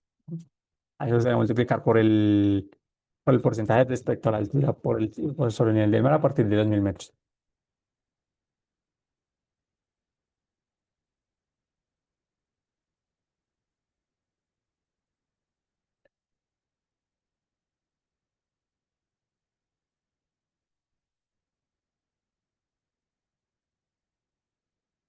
Y digamos, si se fijan, mira, acá hay unas distancias que deberían respetarse, aunque en teoría no hay conductores que pasen por acá, ¿no? Recordemos que, eh, digamos que en redes públicas o de uso general no se permite la construcción de edificaciones por debajo de conductores. Es decir, por aquí pasa un conductor, o bueno, así, por aquí no deberían, este edificio no puede existir. Y si es el caso contrario de que ya existe una edificación, tampoco se puede permitir la construcción de redes para uso público por encima de esa edificación. Obviamente, si esa edificación es legal y no está invadiendo terreno, ¿no? Entonces, digamos que esas son las primeras distancias, teniendo en cuenta unos voltajes, ¿no? Hay otras distancias que pues, ya serían estas que estamos viendo aquí en esta figura. Entonces, tenemos una distancia D y D1 en cruce de recorridos de vías. Tenemos el que dependiendo de si es por donde transita el vehículo o por donde transita la persona, o sea, el sendero peatonal, pues tenemos una distancia D o una distancia de uno respecto a la línea, ¿no? Aquí lo mismo, ¿no? Tendríamos una distancia, en este caso E, para cruces con ferrocarriles sin electrificar, o sea, que este ferrocarril no funciona mediante energía eléctrica, sino combustible fósil como podría ser carbón. Y una distancia F, que sería una distancia vertical respecto a la línea energizada para cruces con ferrocarriles, en este caso sí es energizado, o una distancia G, que es básicamente desde el nivel del río hasta donde debería estar la línea, ¿no? Y este nivel de ríos, pues como lo indican acá, es el nivel navegable más alto. El nivel histórico que se tenga más alto desde ahí, se debe tener en cuenta que esa distancia mínima no se ve incumplida, pues la línea estará a esa altura. Entonces, para las distancias D y D1, aquí tenemos la tabla, ¿no? Que recordemos que es para tránsito de vías.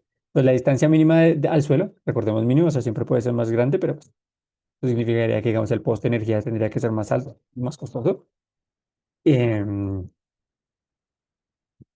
en cruces con carreteras, calles, callejones, zonas peatonales o áreas sujetas a tráfico vehicular, sobre todo, pues nos dan, dependiendo del nivel de voltaje, una distancia mínima, ¿no? Recordemos, aquí dice la misma distancia de que habíamos visto en la otra tabla, ¿no?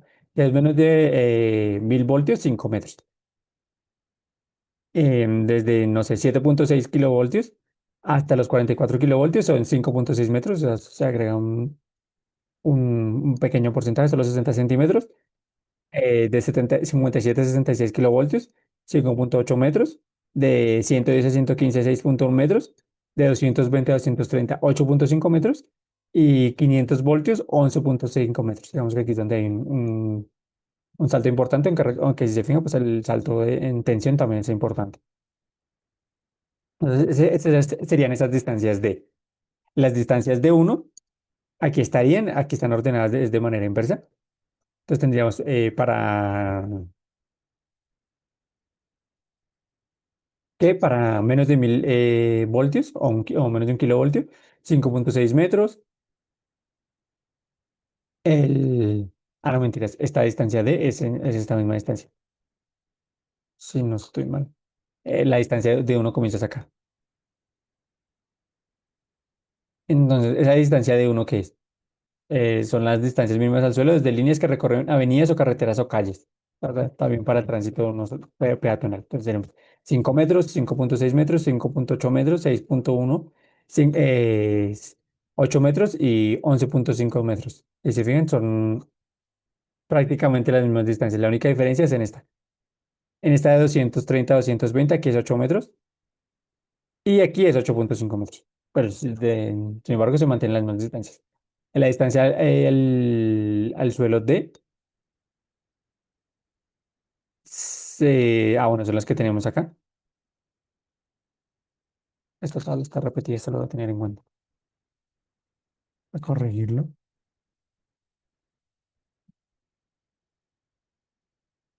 Un momento.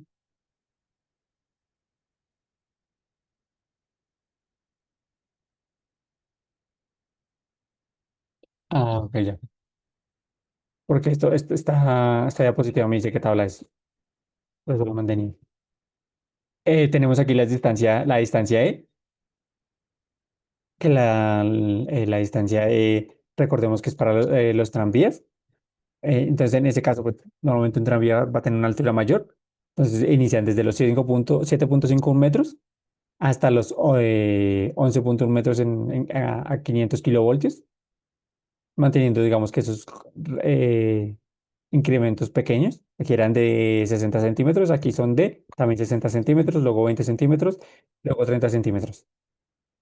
Y mantienen prácticamente los mismos incrementos. Y la distancia F, que la distancia F, si recuerdan, era la de los ferrocarriles, pero en este caso energizados, y era una distancia superior vertical a otras líneas, ¿no? Entonces es 1,2 metros para menos de 1000 voltios hasta 4,8 metros para más de 500 voltios. Aunque aquí es para evitar que se pueda generar una descarga entre esta línea y la otra línea energizada, pero pues digamos que la distancia en aire que se tiene que cumplir normalmente no es tan alta.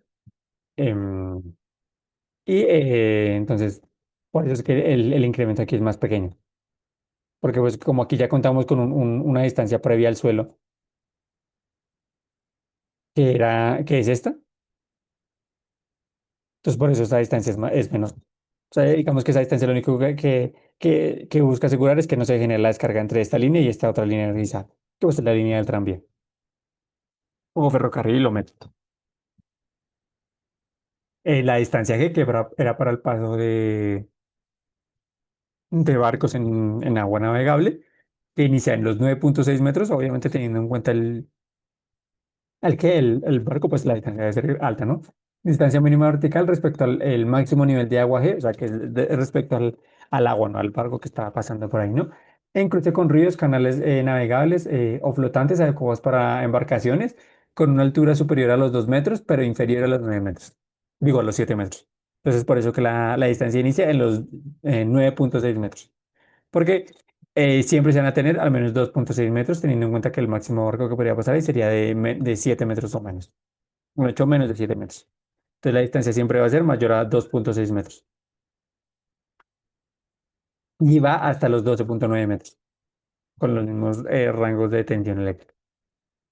Eh, la distancia, esa misma distancia vertical G, pero para embarcaciones que solo tienen hasta 2 metros bueno,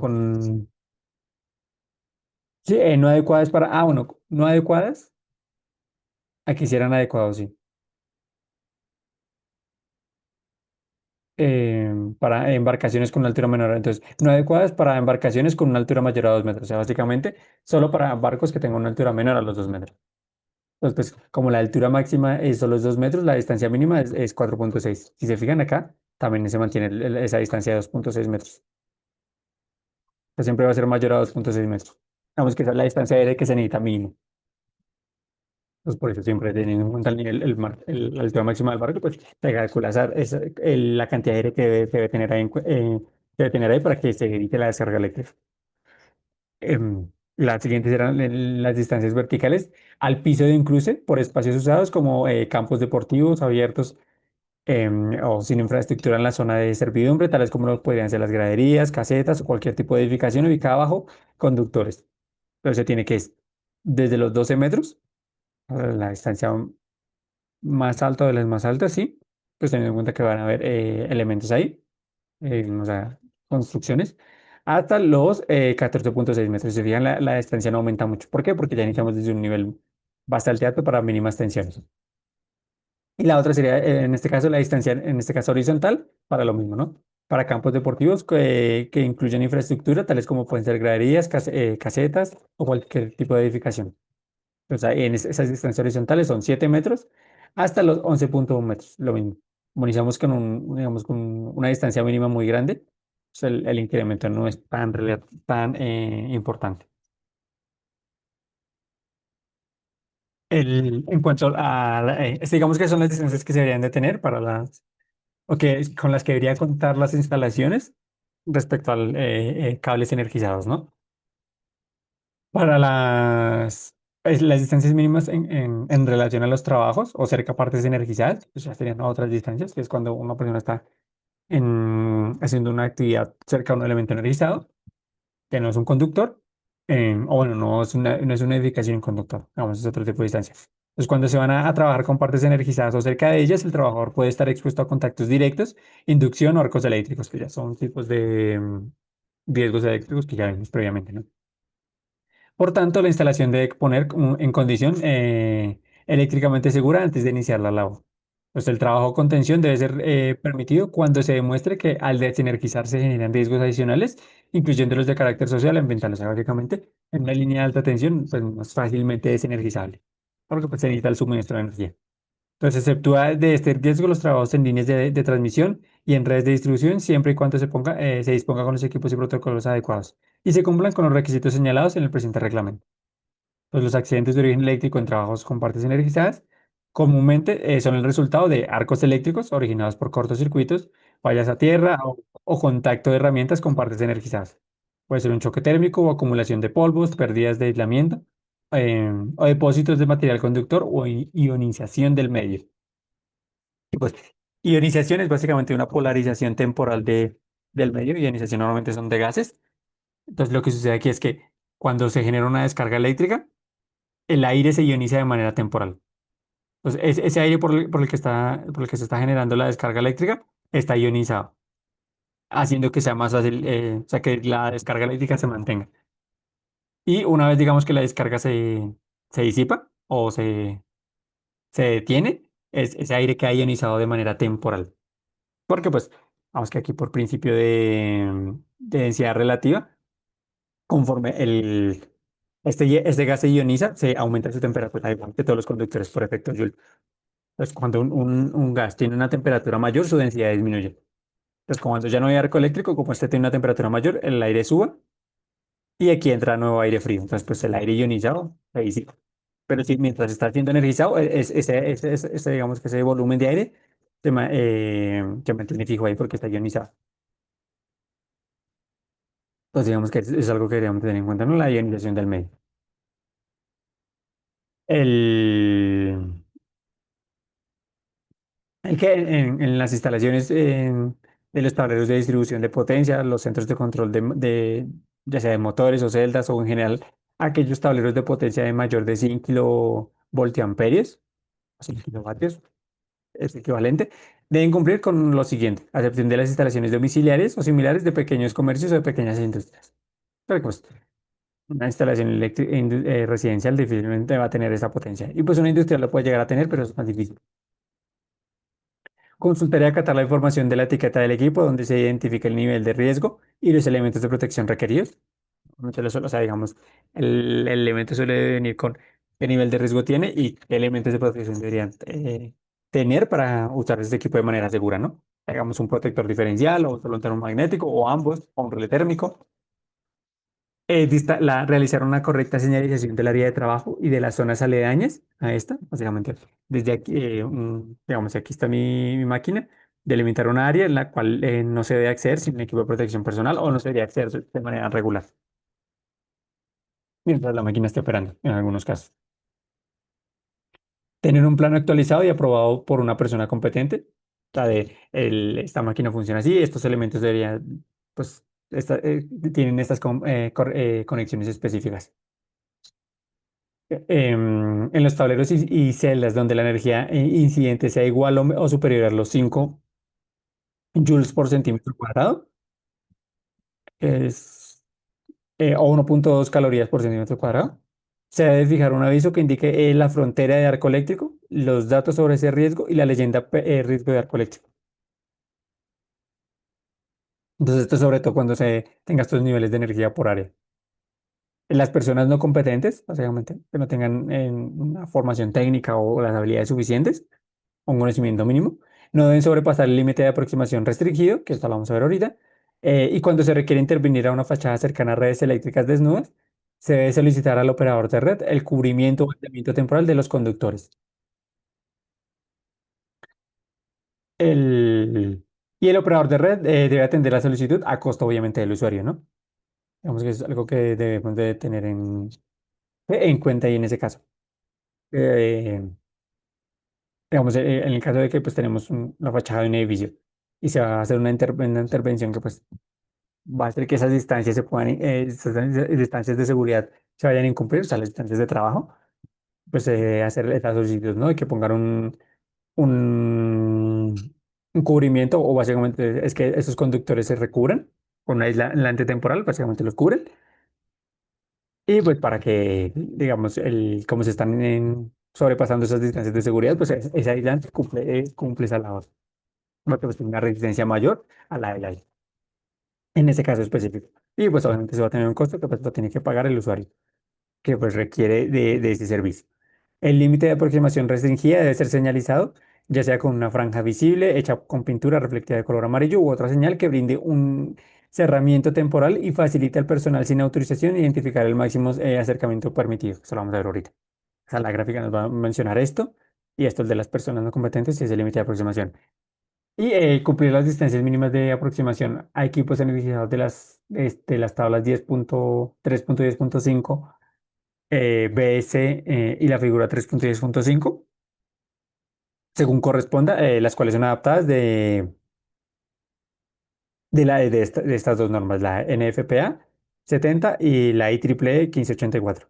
Estas distancias son barreras que buscan prevenir lesiones al trabajador y son primordiales para la seguridad eléctrica. Aquí está las distancias que les mencionó justamente en esta figura. Ahora vamos a verla mencionada. Pues aquí tenemos el equipo eléctrico con el símbolo de riesgo eléctrico y pues o otros símbolos si es necesario pues, mencionar algo, como puede ser riesgo de explosión, una pared resistente al fuego en caso de que que sea un incendio, pues que no se propague en esta dirección. Y tenemos esta dirección, digamos, qué pena, esta señalización, que es el límite de aproximación restringida. O sea, básicamente, esta que nos mencionaban acá, ¿no? O sea, una distancia en la cual un personal sin autorización no puede acercarse. Y tenemos el límite por arco eléctrico. Y tenemos un límite de aproximación seguro. Personales no competentes únicamente si están acompañados por personal competente. O sea, cualquier personal que no esté capacitado solo debería poder acceder acá, hasta acá. Si está acompañada de una persona que sí está capacitada o personal competente, puede llegar hasta acá. Y solo las personas competentes con una capacitación apropiada, conocimiento apropiado, pues pueden sobrepasar digamos que esta distancia, obviamente con el equipo apropiado, ¿no? No solo es el conocimiento, sino también los medios. Es lo que nos dicen acá, ¿no? Solo personal competente, el equipo de protección para contacto directo con partes energizadas, guantes y botas dieléctricas, autorización requerida y protección contra arco eléctrico. Digamos, lo que se debe tener en cuenta ahí para sobrepasar esta distancia mínima. Esas son las dos distancias que siempre se deberían de tener en cuenta. Y pues los equipos que lo requieren deberían señalizarse, ¿no? Y pues aquí nos hacían los ejemplos, ¿no? Con tableros o celdas. Y aquí están las otras dos tablas que nos... Bueno, aquí está una de las tablas y aquí está la siguiente tabla, que son las tablas que me mencionaron, esas distancias mínimas para trabajos o cerca de partes energizadas, obviamente en corriente alterna. Y aquí la otra tabla es para corriente continua. Digamos que hay variación de distancia. Entonces, ¿qué tenemos? Una tensión nominal del sistema, ya sea fase a fase, o pues aquí solo la tensión nominal, porque pues no hay más de una fase, ¿no? Entonces, ¿qué es lo que tenemos acá? Digamos que para el mínimo rango sería de los 50 a los 300 voltios. Hay dos distancias posibles, ¿no? Está la parte expuesta si es móvil, o sea, si esa parte expuesta es móvil, la distancia mínima que uno se debería conservar es de 3 metros, ¿no? Y la parte expuesta si es fija es de 1 metro. Entonces, ahí como para tenerlo en cuenta. Y un límite de aproximación restringida, incluyendo movimientos involuntarios. O sea, básicamente, yo solo me puedo acercar teniendo en cuenta que no sé que pueda perder el equilibrio y hacer un movimiento involuntario, nunca debería exceder este límite de, en este caso, 30 centímetros. 3 metros, 30 centímetros. Esa es la mínima distancia. Sí, y el límite de aproximación seguro, que era, si no estoy mal, sí, este límite de aproximación seguro, 3 metros. Y el límite de aproximación restringida, 30 centímetros. Entonces, voy a dibujarlo acá. Le borramos todo y aquí lo dibujamos. Estos son el rango verde, que lo estábamos viendo.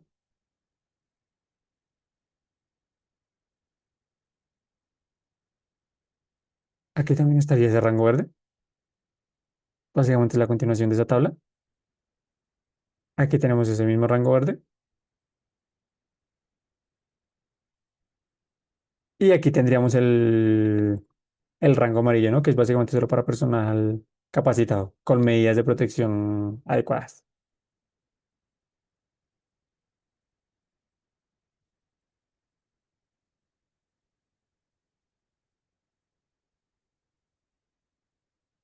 A ver si volvamos al color. Entonces, si digamos que la tensión nominal está entre los 30 a 500 voltios, si esa parte móvil, bueno, si la parte expuesta es móvil son 3 metros, y si esa parte expuesta es fija es 1 metro. Y la distancia para aproximación restringida son 30 centímetros.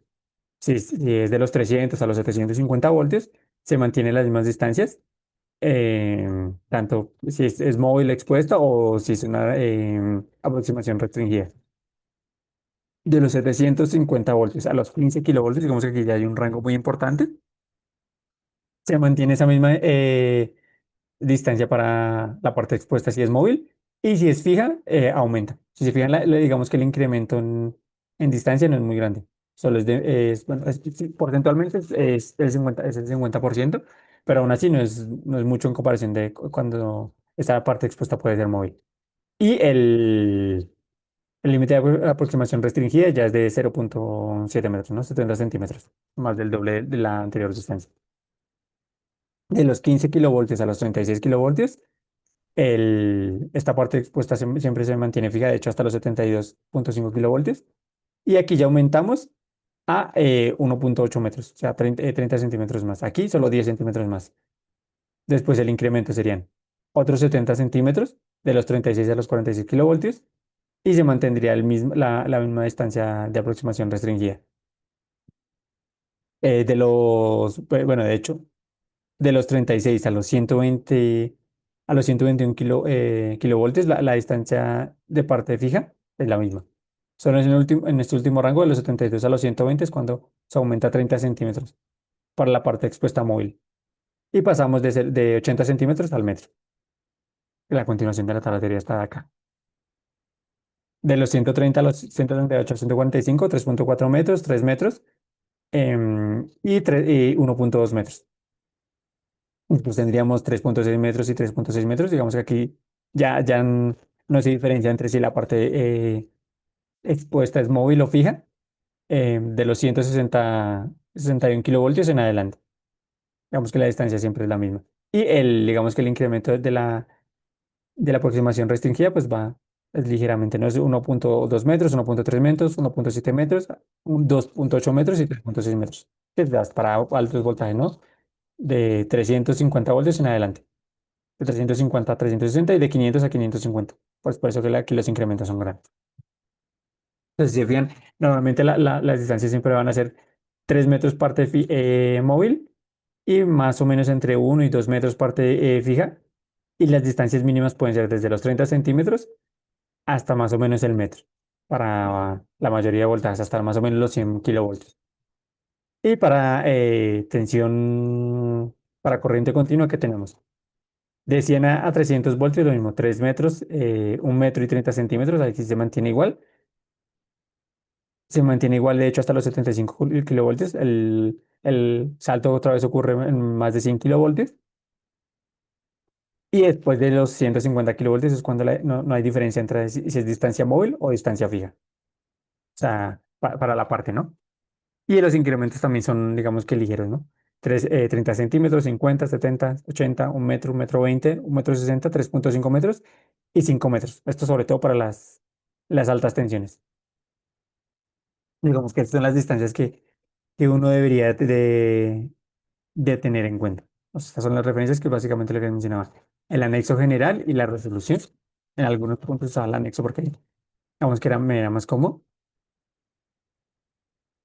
Y pues sí, nos queda un poco de tiempo. Entonces, pues vamos a ver esta pregunta del taller mientras voy abriendo el simulador para mencionar lo de la corriente. A ver, ¿dónde está aquí? Acá está. Multisim. Pues mientras estaba abriendo Multisim, era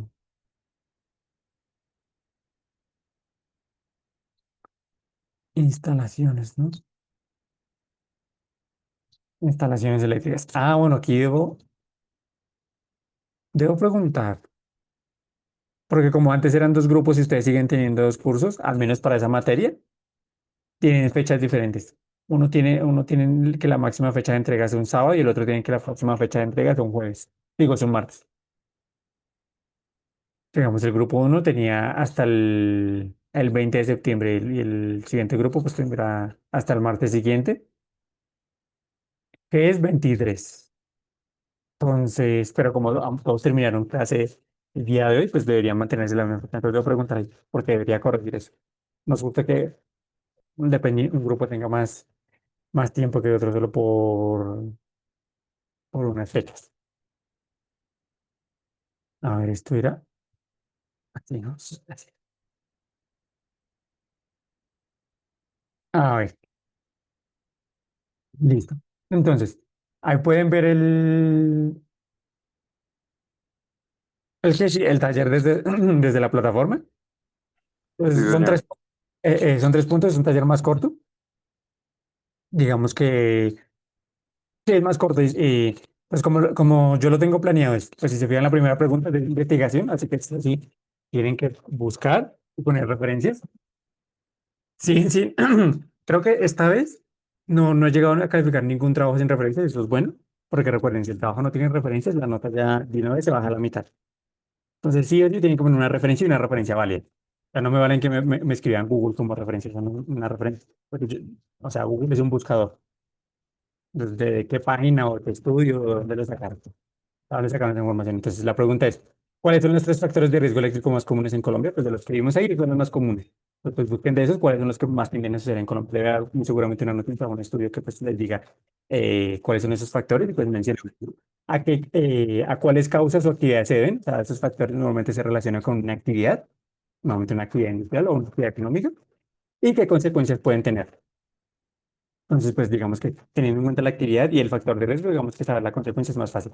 Digamos lo que debe investigar sobre todo es la parte de los más comunes en Colombia y pues la causa asociada, ¿no? Porque obviamente eso depende. Entonces, no va a ser igual aquí en Colombia que en otros países donde tienen otras actividades principales económicas. Entonces, esa es la pregunta de investigación sobre todo. Y las otras dos preguntas era usando la matriz, que pues aquí les incluí, bueno, no veo muy bien, pero ahí les incluí la matriz. Como les dije, ustedes las pueden hacer en Excel. Digamos, esto se puede hacer perfectamente en Excel. Y una vez que la tengan en Excel, pues la rellenan y la copian y la pegan como una figura o como una tabla.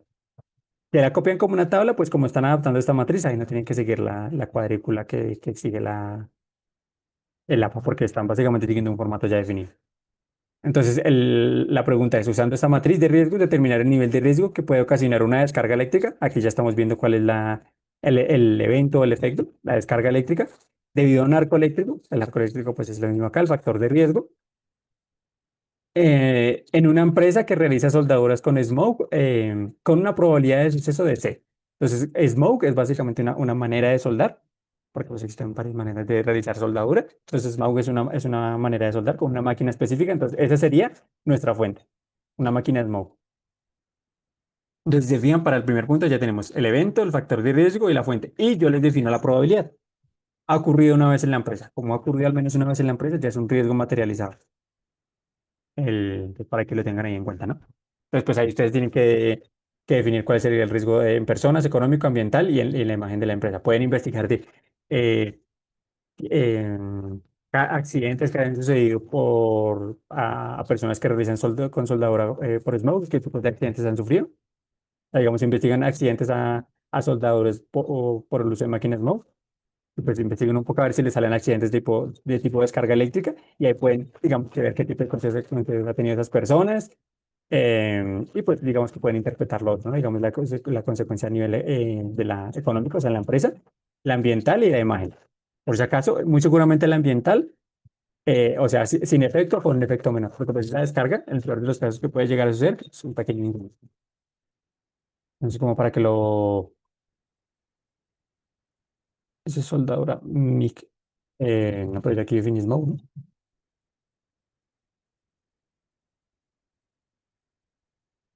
Sí, electrodo metálico revestido. O sea, básicamente electrodo consumible. Ese es el tipo porque pues hay otras, ¿no? Entonces yo definí esa porque esa es como la más común en Colombia porque es la más sencilla, es el equipo más barato. Y es el tipo de soldadura normalmente más barato de hacer. Que pues está relacionado directamente a un equipo eléctrico, ¿no? Porque pues también se podría usar formatos de la empresa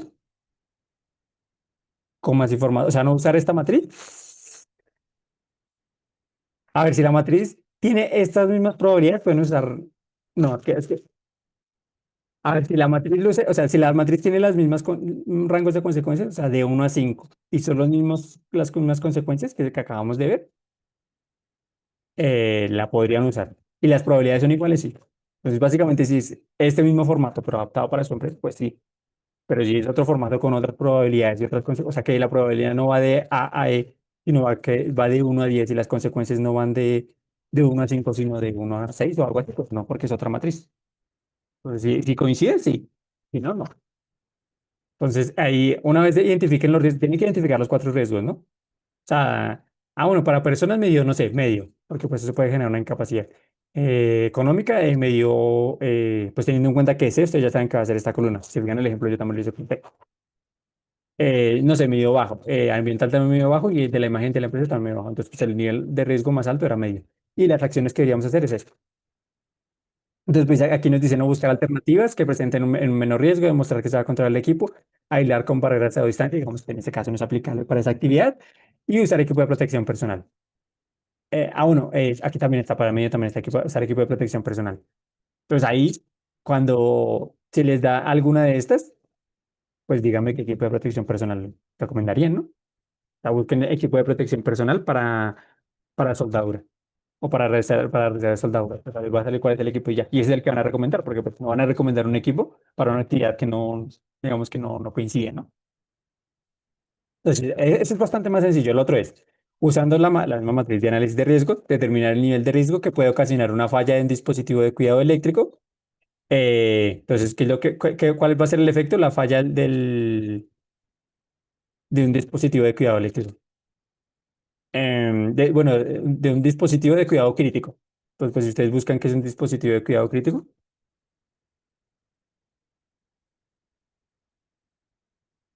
les va a salir o les debería salir algo como son equipos médicos esenciales como en unidades de cuidados intensivos, básicamente una especie de uso, o sea, como normalmente un respirador o esos elementos que justamente asisten a la persona en una actividad vital que él puede hacer de manera autónoma. Pues por su condición, digamos, una persona puede respirar de manera normal, pero cuando se encuentra en un coma o pues en una actividad crítica, pues no puede respirar de manera normal él por sí solo. Entonces, a eso me refiero con un dispositivo de cuidado crítico. Pues lo pueden sacar o investigar, ¿no? Para que entiendan bien. Entonces, ¿el evento qué es? Eh, la falla de un dispositivo de cuidado crítico debido que a la ausencia de la ausencia de electricidad, o sea que el factor de riesgo que es ausencia de electricidad em, en un hospital, ¿no? Entonces, pues la fuente sería un hospital. Entonces, falla un dispositivo crítico debido a la ausencia de electricidad en un hospital. Entonces, pues ahí ya tienen el evento, el factor de riesgo y la fuente. Entonces, pues ahí sí tienen que investigar más. O sea, mínimo revisar cuáles son, que le busquen ejemplos de dispositivos de cuidado crítico. O sea, ¿qué máquinas son esas? Ahí ya les di un ejemplo, ¿no? El respirador o la UCI. El respirador es, pues, lo que les digo, es una máquina que proporciona la ventilación cuando una persona no puede respirar de manera, pues, por sí solo. Entonces, ¿qué pasa si esa máquina deja de funcionar? Pues, la persona que la necesitaba para respirar no puede respirar y que se va a terminar muriendo. Entonces, que la causa en persona sí o sí puede ser una o más muertes o una incapacidad permanente, porque pues puede generar un daño cerebral que tal vez no ocasione la muerte, pero pues sí genera una parálisis del cerebro. Entonces, ahí deberían investigar un poquito. La causa económica, pues también la pueden revisar, aunque ahí normalmente no es tan alta. Ambiental sí va a ser muy baja, porque eso estaba sobre todo orientado a personas. Y el de la imagen de la empresa, pues podría ser, ahí sí podría ser muy alta, sobre todo porque la consecuencia en personas es alta. Y recuerden, si la consecuencia en alguno de estos tres ámbitos es alta, el de la empresa nuevamente es alto. Entonces, si sale de que no, un hospital dejó morir a 50 personas porque se quedó sin electricidad y no contaba con un equipo de protección. Ah, que por aquí me lo dicen, ¿no? Que no cuenta con una planta generadora de respaldo. Pues la vimos, ¿no? Lux. Pues si en un hospital se murieron 50 personas porque no contaban con esta planta generadora, pues ahí hay un problema. Entonces, mínimo, mínimo, mínimo, eso se va a saber a nivel regional, nacional. Cualquier equipo de soporte vital o un equipo de diálisis serviría, sí. Si un equipo de diálisis se puede considerar un equipo de cuidado crítico, sí. Pero sí, un equipo de soporte vital, sí, es un equipo de cuidado crítico, porque pues da ese soporte vital. Entonces, pues ahí tengo que investiguen. Y no se les olvide cuando pues, estén definiendo la consecuencia, ah, no, pues la muerte, no, pues si es un respirador y se queda sin energía, él no va a funcionar, la persona no va, pues, no va a tener asistencia y pues, le digan que pasa si una persona con respirador se le retira. Pues ahí van a encontrar información como que muy seguramente esa persona termina muriendo pues, por falta de oxígeno. Digamos que en ese estado la persona normalmente no es capaz de sobreponerse digamos que a ese estado. No es capaz de respirar por sí sola en ese caso de emergencia o no durante un tiempo muy prolongado, lo que ocasiona la muerte. Entonces, lo que les dije, el taller es es sencillo, pero pues usen la matriz. Si me usan otra matriz, no les voy a poner el punto malo si me la muestran. O sea, si me usan otra matriz, pues el punto no va a ser malo, pero ahí voy a ver. O sea, dependiendo de la otra matriz que usen, pues ahí veo qué tanto se desviaron, ¿no? O sea, porque si me sacan una matriz que no tiene sentido, pues, y si usan otra matriz y ni siquiera me dicen qué matriz usan, no, ya. Entonces, sí o sí, ustedes en el punto 2 y 3 ustedes, yo debería ver esta matriz, pero ya llenada. Y aquí con el evento, el factor de riesgo y la fuente, y aquí indicándome con X, porque lo pueden hacer con X. En Excel lo podrían hacer, luego ustedes pueden pasar esto a Excel y poner una X ahí, o rellenar esto con la celda con un color específico, de alguna manera. Em, y la ponen como una figura en Word.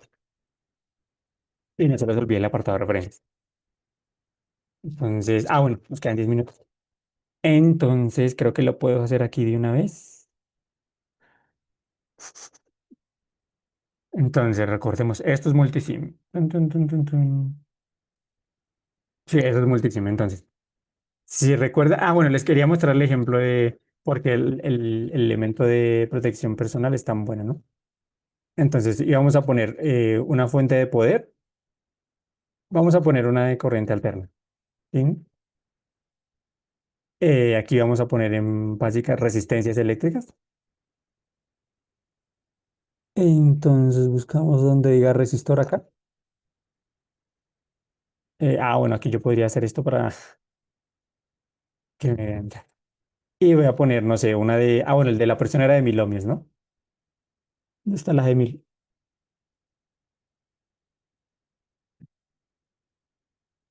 Y no sé, pongamos una muy pequeña. Una de una puesta a tierra que va a ser, no sé, de unos 50 o menos. Muy seguramente de menos. Pero pues por el ejemplo, pongamos una de 50.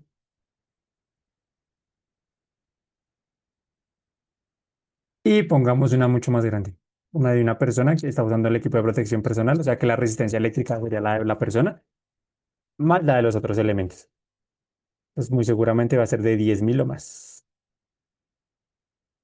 Entonces, y le damos a esto cerrar y ¿cómo era? ¿Era control R? ¿Cómo era que se hacía para rotar? Sí, sí, era control R. Entonces,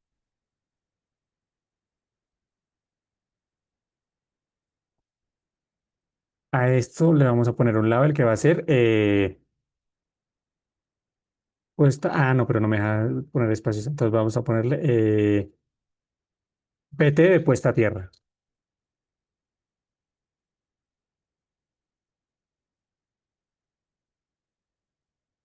Esta va a ser una persona.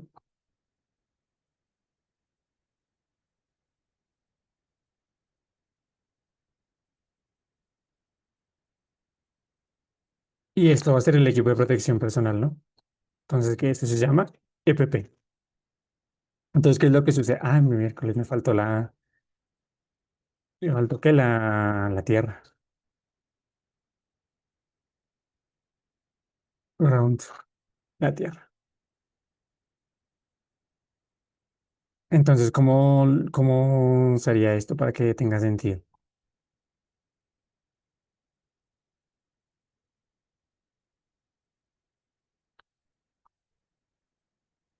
Entonces, ¿qué es lo que sucede? Imaginemos que este es mi circuito y por error una persona hace contacto el, entre el circuito y pues el elemento energizado, ¿no? Que es básicamente entre la fuente y el este. Y aquí, entonces, ¿qué es lo que vamos a querer medir? Esto me mide el voltaje y la corriente. Sí, esto me mide el voltaje y la corriente.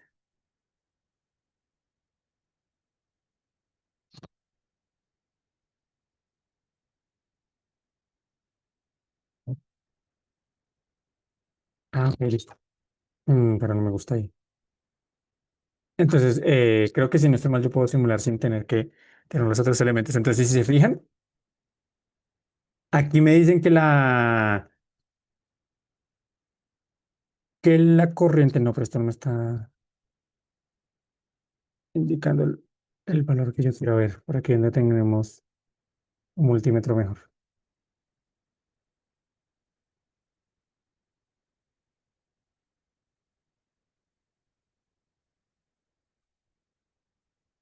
Y queremos medir la corriente. Entonces, ¿qué es lo que está sucediendo? Y tenemos 120.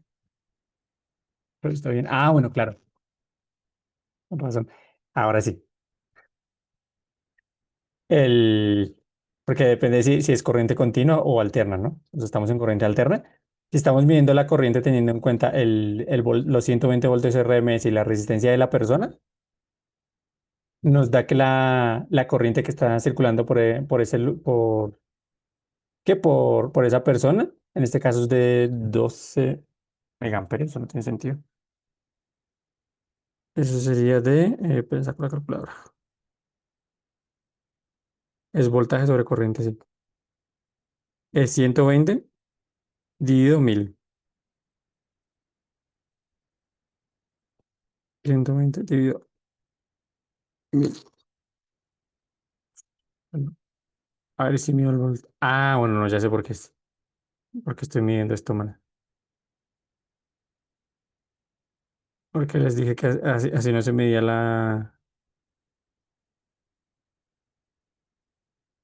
la corriente y así estoy midiendo la corriente. Ah, bueno, no puedo modificar el circuito si está simulando.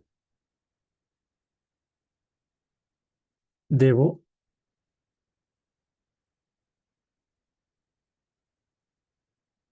medir la corriente en serie.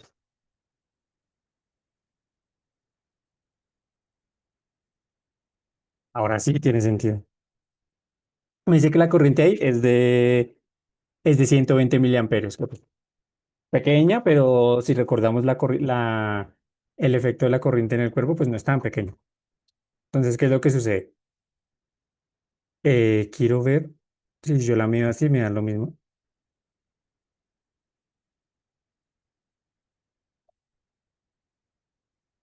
Sí, el problema es que, bueno, me la está variando entre positivo y negativo, pero sí, es más o menos la misma corriente. Entonces, ¿qué es lo que sucede? Si en lugar de yo tener el que, el,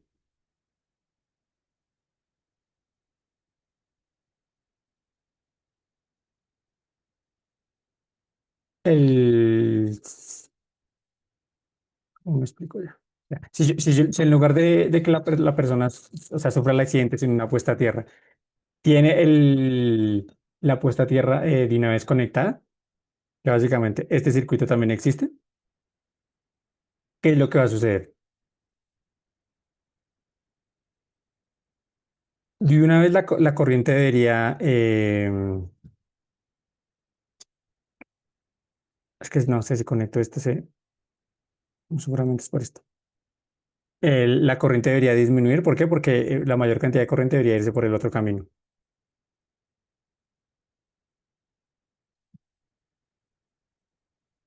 No, no me lo está mostrando, pero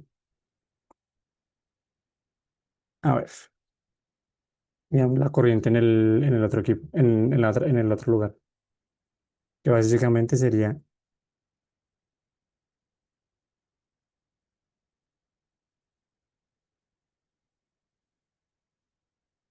esto acá, el amperímetro acá.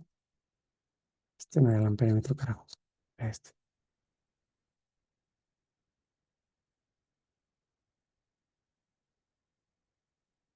Ah, bueno, ya sé por qué puede suceder eso. Estoy intentando hacer una conexión en paralelo. Igual el simulador no es tan inteligente como para corregir eso.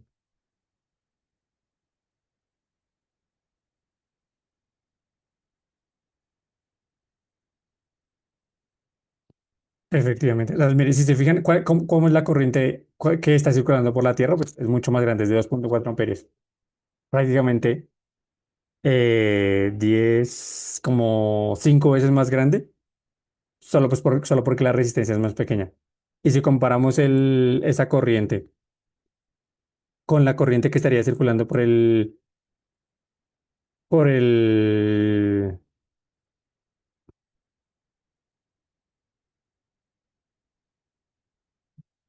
por la,